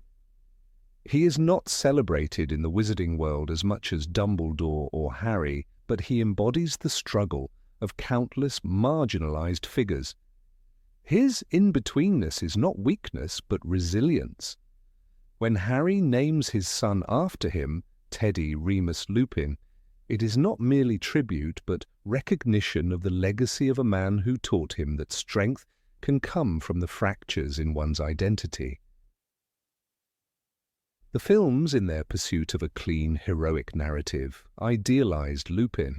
They gave him dignity, but not the crushing weight of rejection, love, but not the desperate fear of losing it, friendship, but not the guilt that haunted it. Yet to see him only as the gentle mentor is to miss his greatest truth. He was the man who lived every day knowing he belonged nowhere, and still chose to fight for a world that rarely welcomed him. That paradox is the essence of Remus Lupin, the man between worlds. Number 19. Lupin and the War. Remus Lupin was never meant to be the dazzling hero, the figure who strides into battle with a raised wand and a thunderous speech. He was quiet, deliberate, and almost painfully modest. Yet if one reads the books closely, a different portrait emerges than the faint sketch offered by the films. In the movies, he is softened into a sympathetic teacher, remembered mainly for his kind guidance to Harry in The Prisoner of Azkaban, and then pushed into the background. The larger war against Voldemort, which defines so many lives, barely shows Lupin's hand in cinematic retellings. In the novels, however, he is in the thick of it all, fighting at the Department of Mysteries, bracing the walls of the Astronomy Tower when Death Eaters penetrate Hogwarts, risking his life in the Battle of the Seven Potters, and finally falling on the grounds of his school in the Battle of Hogwarts. These are not decorative appearances. They are the markings of a man who sacrifices, who does not stand on ceremony, and who places his life in service of a cause he knows may devour him. The films gave Lupin a gentler farewell than reality allowed. On screen he dies off stage, barely mentioned in passing, his loss reduced to a fleeting line, as though the tragedy was simply too heavy to dwell upon. In Harry Potter and the Deathly Hallows Part 2, Harry walks through the devastated castle. The camera lingers briefly on Lupin and Tonks's bodies lying side by side, and that is all. No mention of the struggle he endured, the enemies he faced, or the choices that brought him there. But in the book, J.K. Rowling describes Lupin's last fight as part of the greater storm that tore Hogwarts apart. Remus was dueling Dolohov, and Tonks was battling Bellatrix, Deathly Hallows Chapter 31. To set him alongside such names is no small matter. Dolohov was one of Voldemort's most lethal lieutenants, responsible for the death of Gideon Prewett and feared across the Order. Lupin did not pick an easy opponent. He fought the war's fiercest killers head-on. When Rowling places Lupin at the Department of Mysteries in Order of the Phoenix, the narrative makes clear that he is no passive observer. He is one of the last adults standing when the battle turns desperate, shielding Harry, Neville, and Ginny as they try to escape Death Eaters who vastly outnumber them. Sirius falls through the veil, and Harry, in anguish, attempts to follow. It is Lupin who holds him back, the one who grips Harry as he thrashes, refusing to let go even as his heart breaks. The movie reduces this to a background action, but in the book, it is Lupin who shoulders the unbearable responsibility of dragging Harry away from his godfather's death. That is not only bravery in combat, but moral endurance of a rare kind. He accepts the boy's screams and fury because he knows someone must. At the Astronomy Tower in Half-Blood Prince, Lupin again proves he is not a shadow. When Death Eaters force their way into Hogwarts, he is there among the first defenders. Rowling describes him fighting side by side with Tonks, McGonagall, and Kingsley Shacklebolt. Each of these figures is portrayed as a general in their own right, and Lupin belongs in their company. His role is not diminished by hesitation. Instead, he throws himself into the melee knowing full well that his cursed condition makes him suspect to some allies. Lupin was dueling fiercely with another Death Eater, the text recounts, Half-Blood Prince, Chapter 29. Fiercely, not cautiously. The films show little of this, perhaps fearing to crowd the narrative, but this fight establishes Lupin's presence as integral to the defense of Hogwarts. Perhaps the clearest sign of his unflinching courage arrives in the Battle of the Seven Potters. This sequence is given cinematic attention, but Lupin's specific sacrifice fades behind the spectacle. In the book, his role is direct and dangerous. He pairs with George Weasley, taking responsibility for one of the most reckless missions of the war. They fly together into the storm of Death Eaters waiting to ambush the fleeing party. When George is struck by Snape's Sectum Sempra and nearly bleeds out, Lupin nearly loses his life defending him. George's ear had been severed by a curse, Rowling writes, Deathly Hallows Chapter 5, and it is Lupin who ensures the boy lives through the night, even as the raid continues. That mixture of protector and warrior defines him in the books. while the films make his presence less distinct, burying him among a dozen other Order members. His sacrifices extend beyond combat. The novels reveal a man constantly battling himself, not just the enemy. As a werewolf, he lives with the perpetual stigma of being viewed as dangerous, untrustworthy, or cursed. Even members of the wizarding community who oppose Voldemort look at him askance. That he chooses again and again to fight for people who distrust him is itself an act of war. "Sometimes you remind me a lot of James," he tells Harry during Prisoner of Azkaban, Chapter 17, revealing his devotion to the boy's parents, but also his decision to shoulder burdens not rightfully his. In war, loyalty of this depth can mean life or death. It is no accident that he stands with the Order through every test, despite the risk of public rejection. The films tend to frame Lupin's conflict as a personal struggle with his condition and his relationship with Tonks. While this is part of his story, it shrinks the scale of his contribution. The books place him on the battlefield repeatedly, never withdrawing, always answering the call. In Deathly Hallows, he even attempts to join Harry, Ron, and Hermione on their mission, begging to contribute despite the danger of leaving his wife behind. When Harry condemns him, saying, "My father would have told you to stop being a coward," Deathly Hallows, Chapter 11, Lupin does not retaliate. He takes the blow, knowing that perhaps it is deserved, but still returns later to the battlefield. This moment is not a sign of weakness, but of the enormous guilt and pressure he bore. War magnifies flaws, but Lupin always bends them back towards service. One might ask why the films muted his heroism. Perhaps the creators feared too many threads in an already dense tapestry, but in erasing the depth of his war record, they reshaped him into a mentor figure rather than a warrior.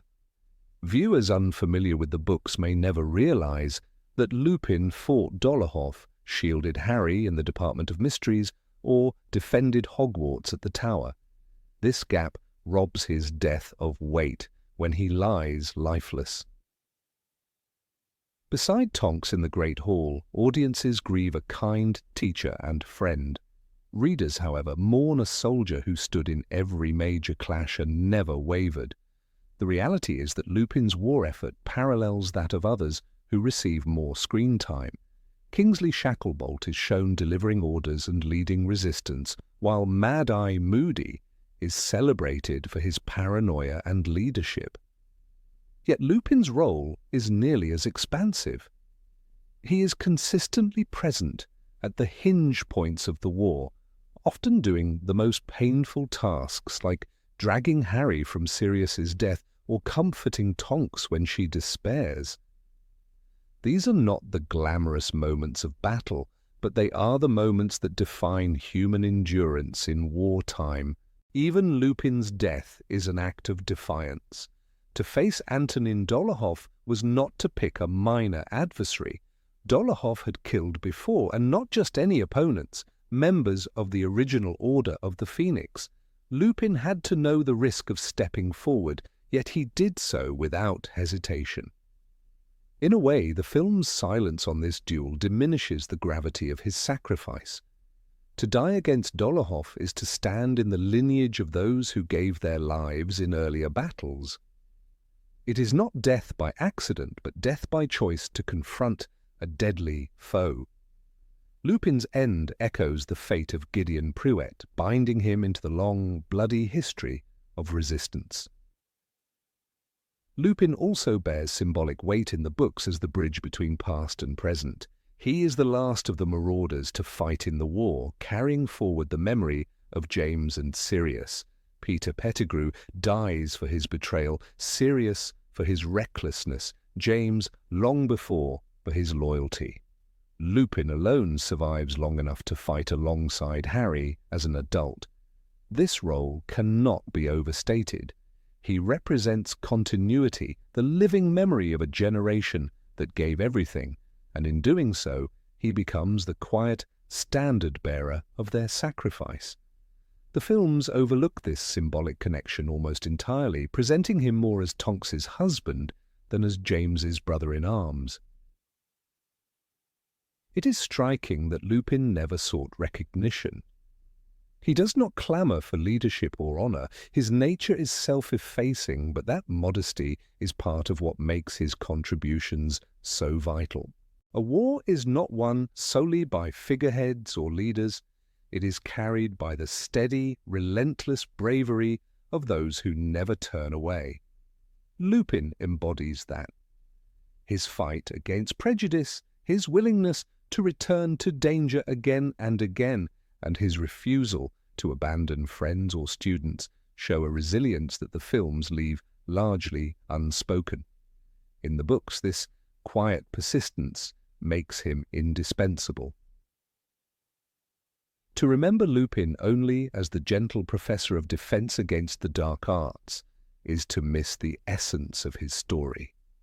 He was that, certainly, but he was also a fighter who walked into fire without expectation of praise. The films idealized him by softening his role, sanding away the scars of war, and presenting him as a sympathetic background figure. The books reveal a different truth, that he fought in every significant battle, carried unbearable responsibilities, and still found the strength to love, to mentor, and to sacrifice. It is that Lupin, warrior, teacher, and reluctant hero, whose memory lingers in the pages and whose absence in the films leaves a silence as heavy as the losses he endured. Number 20. Weaknesses the films hide. Remus Lupin in the films emerges as a figure of calm wisdom, a teacher with gentle authority, an almost perfect moral compass guiding Harry and his friends through dark times. He appears as the voice of reason, a tragic hero, burdened by his lycanthropy, yet never allowing it to taint his personality. To the casual movie viewer, Lupin is the embodiment of kindness and dignity. Yet when one turns to J.K., Rowling's original books, a far more complex, conflicted, and human character comes to life. His flaws are not merely small imperfections, but deep struggles that influence his choices and relationships, revealing the weight of his humanity. These elements, glossed over by the films, are what made Lupin resonate so strongly with readers. He was not perfect, and his missteps echoed the fears and insecurities we all harbour.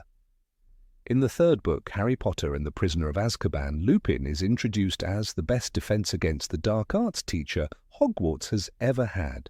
Harry, Hermione, and Ron admire him instantly, and so do readers. His compassion and brilliant teaching skills, paired with his gift for empathy, cement him as a beloved figure. The films preserve this image faithfully, presenting Lupin as the good professor, calm and nurturing, but Rowling never intended him to be a flawless guardian. She crafted him with the scars of self-doubt and years of isolation. Behind his controlled exterior lies bitterness,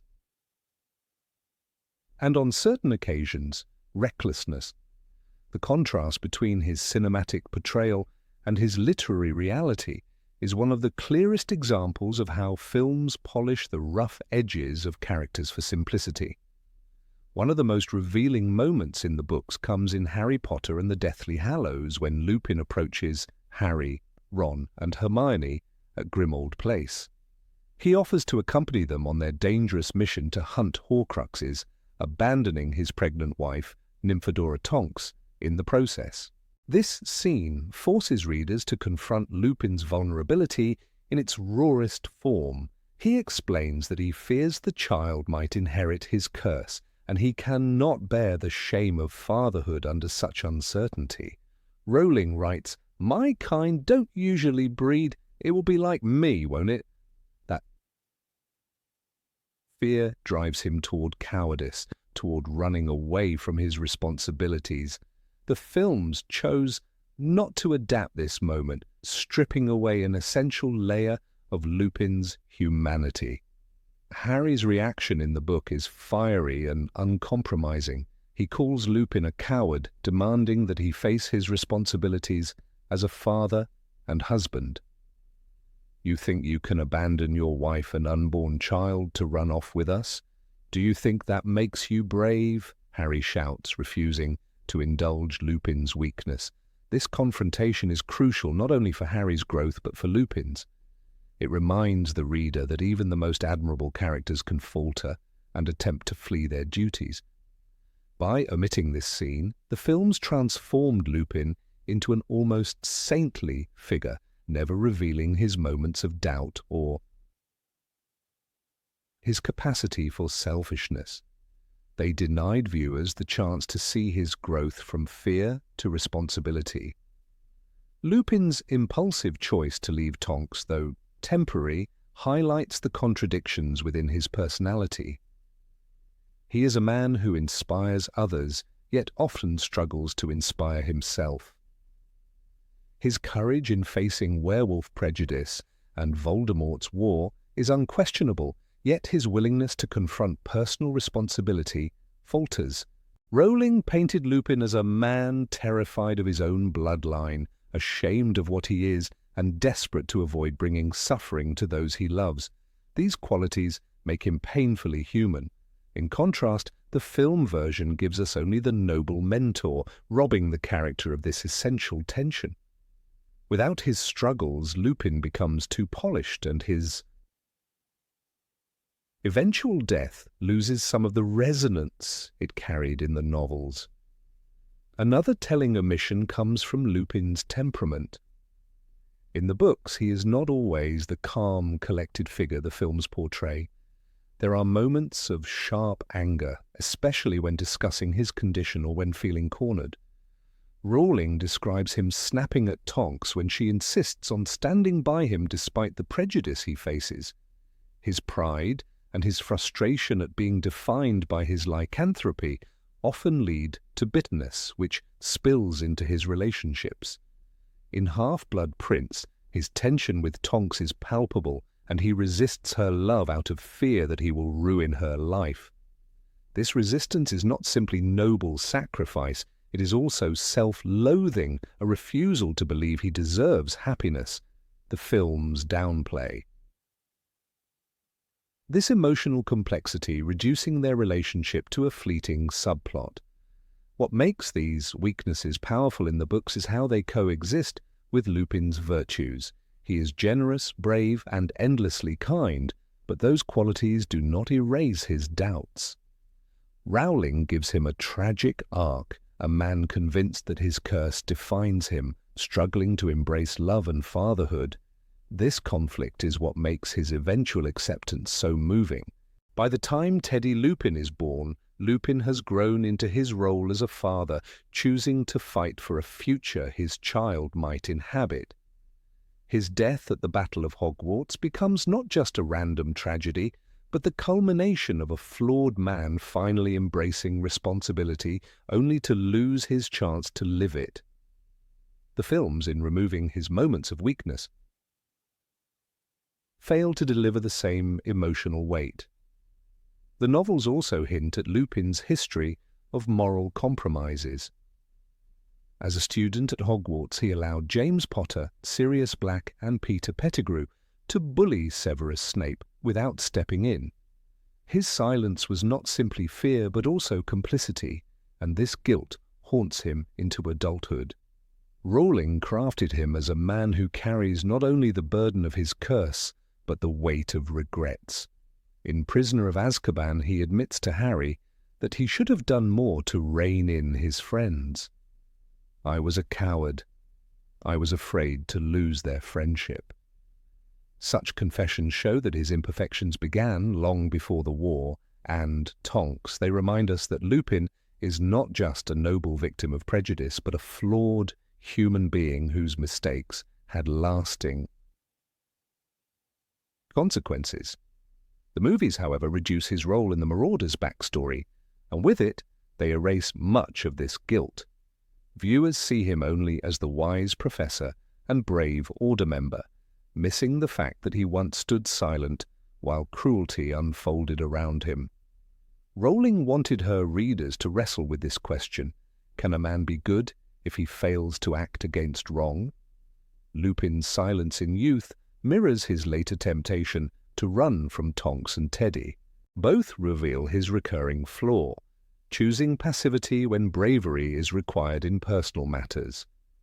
These nuances are lost in adaptation, leaving us with a character who is admirable but not as profound. Rowling's use of Lupin as a symbol of prejudice also gains power from his flaws. He is not merely the victim of discrimination, he often internalizes the stigma, making choices that perpetuate his own isolation. His attempt to abandon his family is not only a personal failure, but a reflection of how society's rejection has seeped into his identity. In this sense, his flaws become part of the tragedy, a man so scarred by others' hatred that he believes he cannot love or be loved without causing harm. The films acknowledge his role as a victim but do not show how deeply that victimhood shapes his choices, robbing the story of a critical layer of psychological depth. The confrontation at Grimmauld Place also serves a narrative purpose for Harry's development. By standing up to Lupin, Harry asserts himself as a moral equal, no longer the boy who needs guidance, but the young man capable of offering it. Rowling uses Lupin's weakness to highlight Harry's growth. In the films, without this confrontation, Harry's maturation loses one of its sharpest tests. It is not enough for a hero to stand against villains. He must also stand against the failings of those he admires. Lupin's flaws gave Harry that chance, but the audience of the films never saw it. The irony is that Lupin's mistakes make his death more powerful, not less. When he and Tonks fall during the Battle of Hogwarts, leaving Teddy orphaned, the tragedy is amplified by Lupin's earlier fears. He dreaded being a father, feared passing on his curse, and tried to run. In the end, his child grows up without him, repeating the cycle of absence Lupin himself endured. It is a bitter irony that deepens the loss, reminding readers of the price of war and the fragility of human choices. Without his flaws, his death in the films becomes another casualty, one name among many, rather than the heartbreaking resolution of his inner conflict. Quotes from the books drive home this truth. When Harry challenges him in Deathly Hallows, Rowling writes, "Sometimes you remind me a lot of James. He called me coward once." This line reveals Lupin's awareness of his recurring weakness and the pain it causes him. It shows that Harry's words sting not because they are unfair, but because they echo a truth Lupin already knows. By omitting such lines, the film stripped Lupin of his most human confessions. They left us with a character admired but never truly understood. The essence of Lupin lies not in his perfection, but in his contradictions. He is a man who can face down Dementors, but hesitate before his own responsibilities. He is brave in war, but cowardly in love. He is compassionate to students, yet harsh on himself. These paradoxes make him relatable, showing readers that courage is not the absence of fear, but the decision to confront it, even after failing.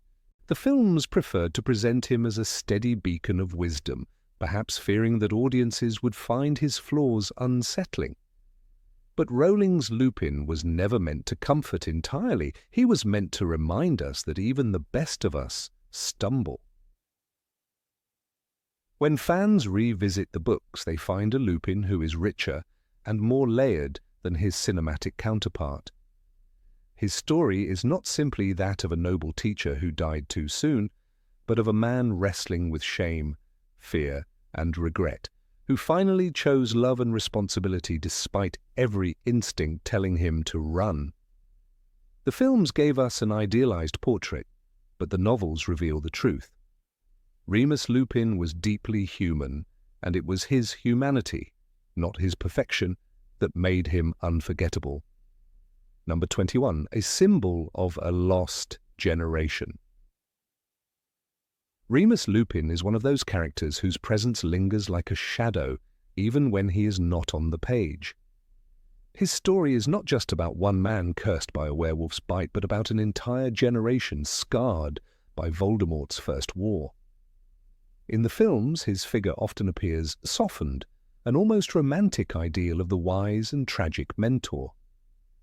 Yet in the books, his life is harsher, marked by shame, poverty, grief, and self-doubt. Through him, Rowling shows how war eats away at the strongest bonds, how trust is shattered, and how even the gentlest souls are left with nothing but scars. The screen made him look noble and calm, but the written Lupin carries the heavy silence of someone who has lost nearly everything he ever loved. Lupin's fate is tied to the Marauders, those young friends who believed they would live forever.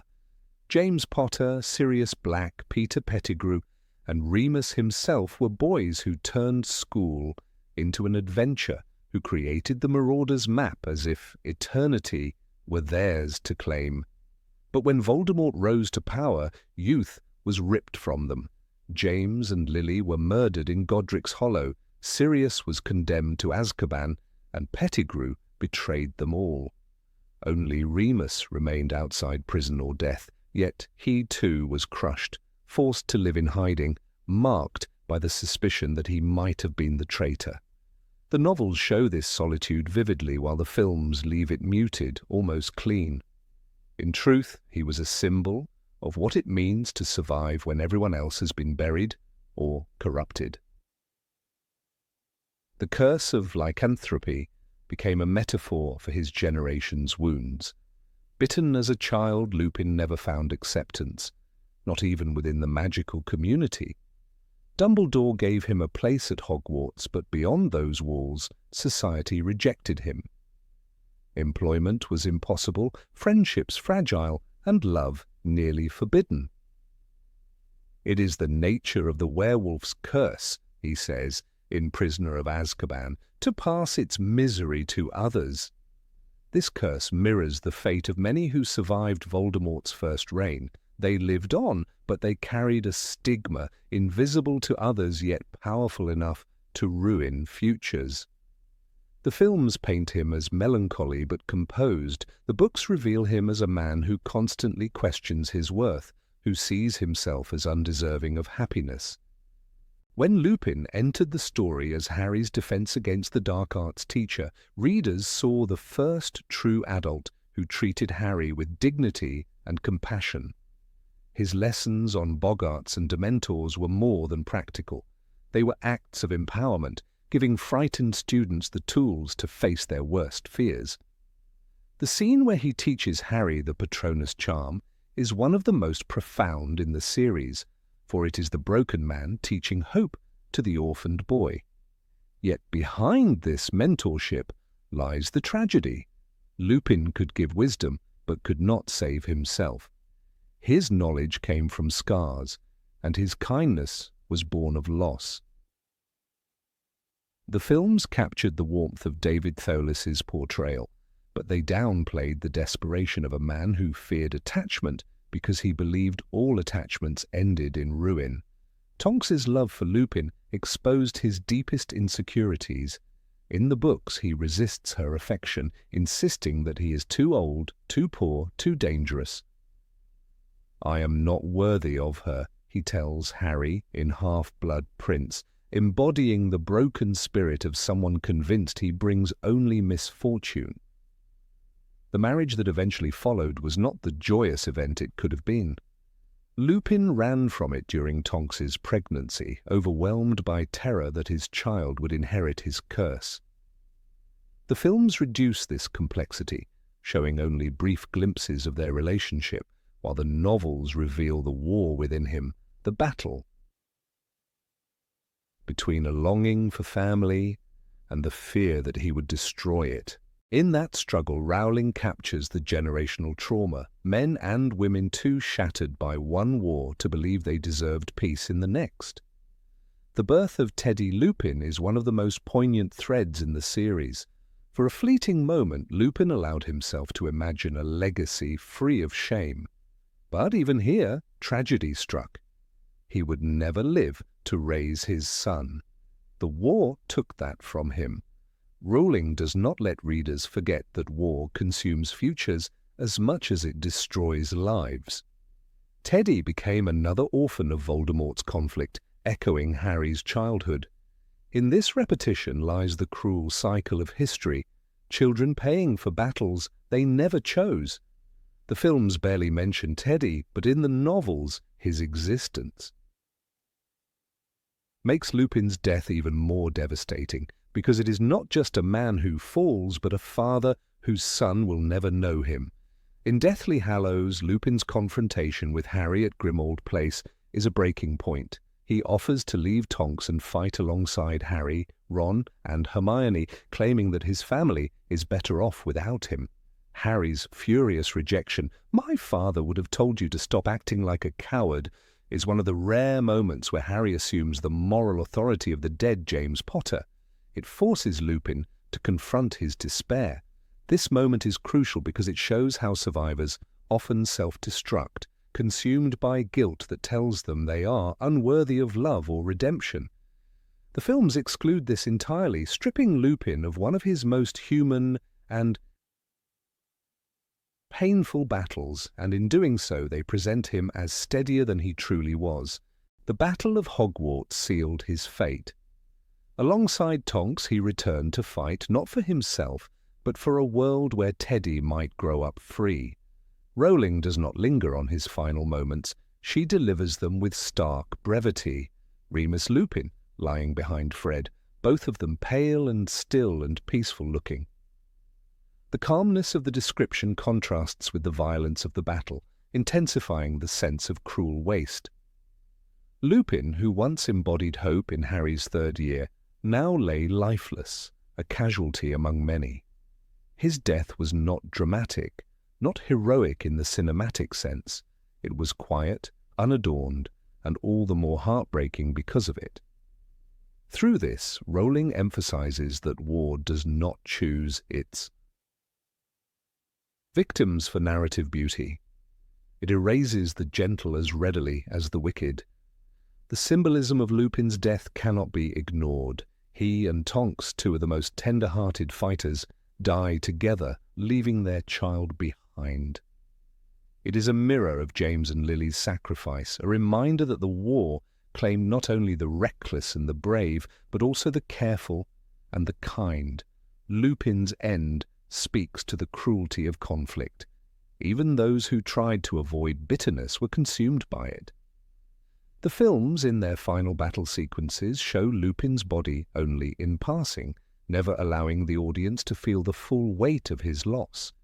The novels, in contrast, make his absence echo in the silence that follows the fighting. What makes Lupin's story resonate is the way it represents an entire generation.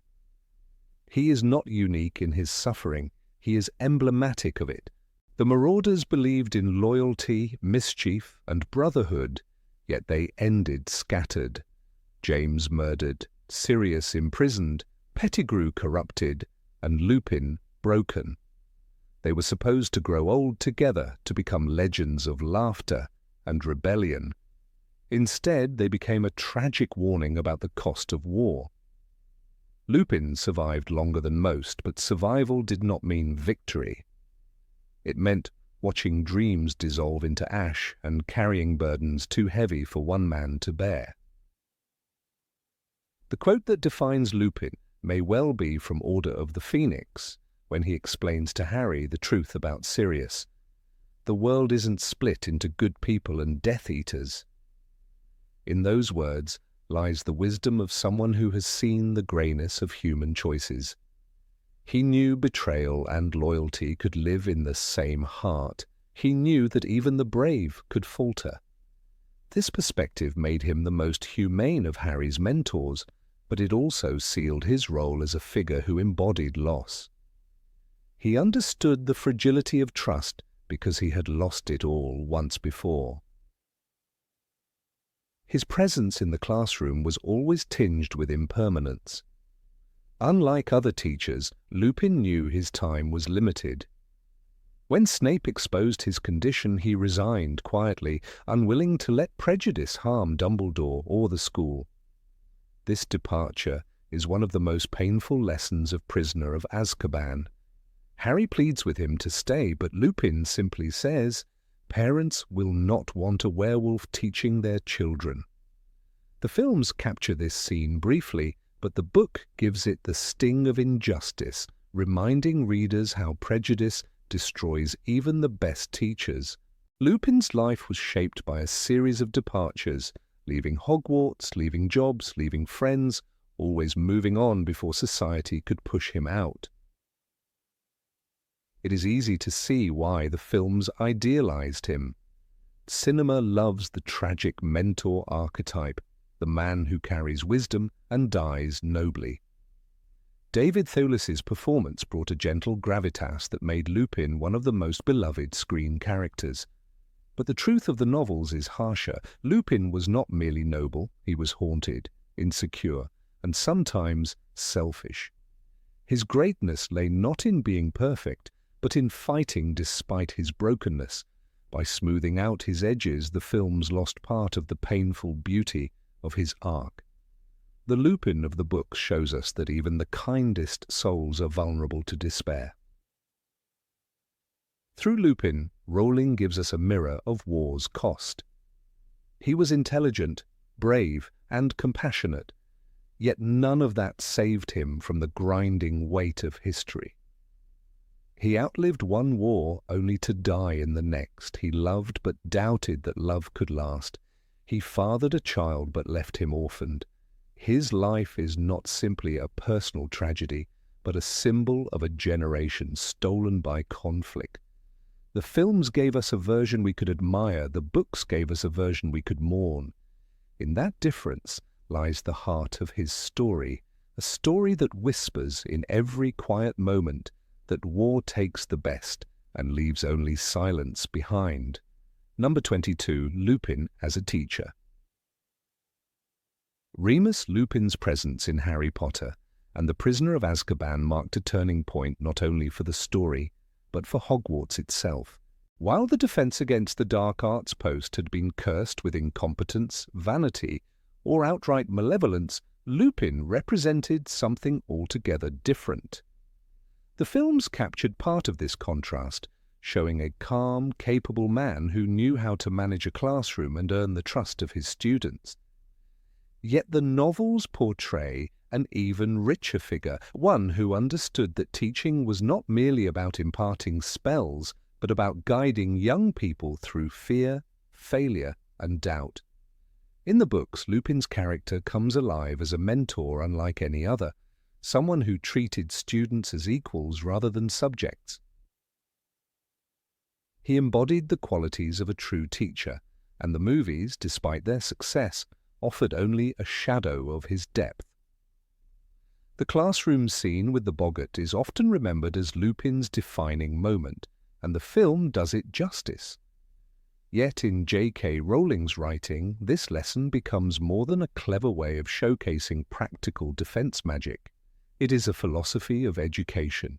Instead of terrifying his students with abstract theories about dark creatures, Lupin turned fear into something manageable, even humorous. When Neville Longbottom faced the boggart and saw Professor Snape materialize before him, Lupin encouraged him not with shame, but with laughter. "What would you like to see him in, Neville?" he asked, and Neville timidly suggested his grandmother's clothes. The laughter that followed when Snape appeared in a hat and dress was not just comedy, it was liberation. Lupin gave Neville a victory in a world where he rarely experienced triumph. The film captures the moment but misses the layers of care, empathy, and subtle mentorship that shine in the text. Throughout Prisoner of Azkaban, Lupin's teaching extended far beyond formal lessons. Harry's private sessions with him to learn the Patronus charm illustrate this perfectly.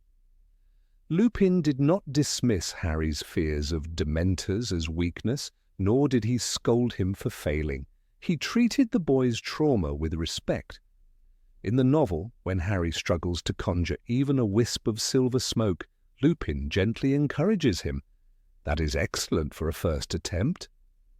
Such words might sound simple, but they carried profound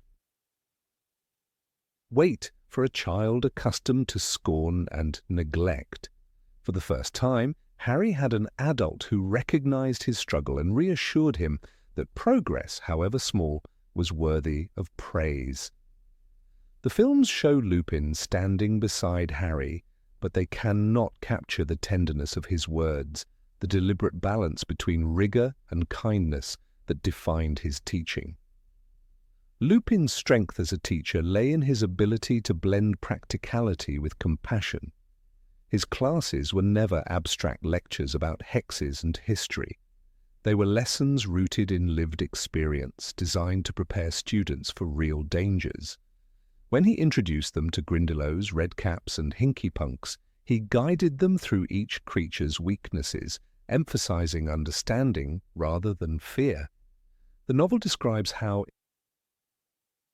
students left his lessons buzzing with excitement, eager for the next encounter. Unlike Gilderoy Lockhart, who made his classes about himself, or Severus Snape, who poisoned learning with cruelty, Lupin made knowledge accessible. His classroom was not about hierarchy but discovery, and that difference left an impression even years later. Harry, Ron, and Hermione often spoke of him as the only defense against the dark arts teacher they truly respected. What made Lupin stand out even more was his refusal to humiliate those who struggled. Consider Neville once more, a boy often crushed by Snape's disdain and haunted by feelings of inadequacy. Lupin saw those insecurities and deliberately created opportunities for him to succeed. In the Boggart lesson, Lupin could easily have chosen Harry to go first, but instead he gave Neville the spotlight, framing him as the hero of the moment. This choice was not accidental, it was pedagogy. By empowering the weakest, he strengthened the entire class. Lupin understood something Dumbledore himself valued. Greatness was not measured by innate talent alone, but by the courage to keep trying. The films hint at this wisdom, but leave aside the subtler truths that make Lupin unforgettable in the books.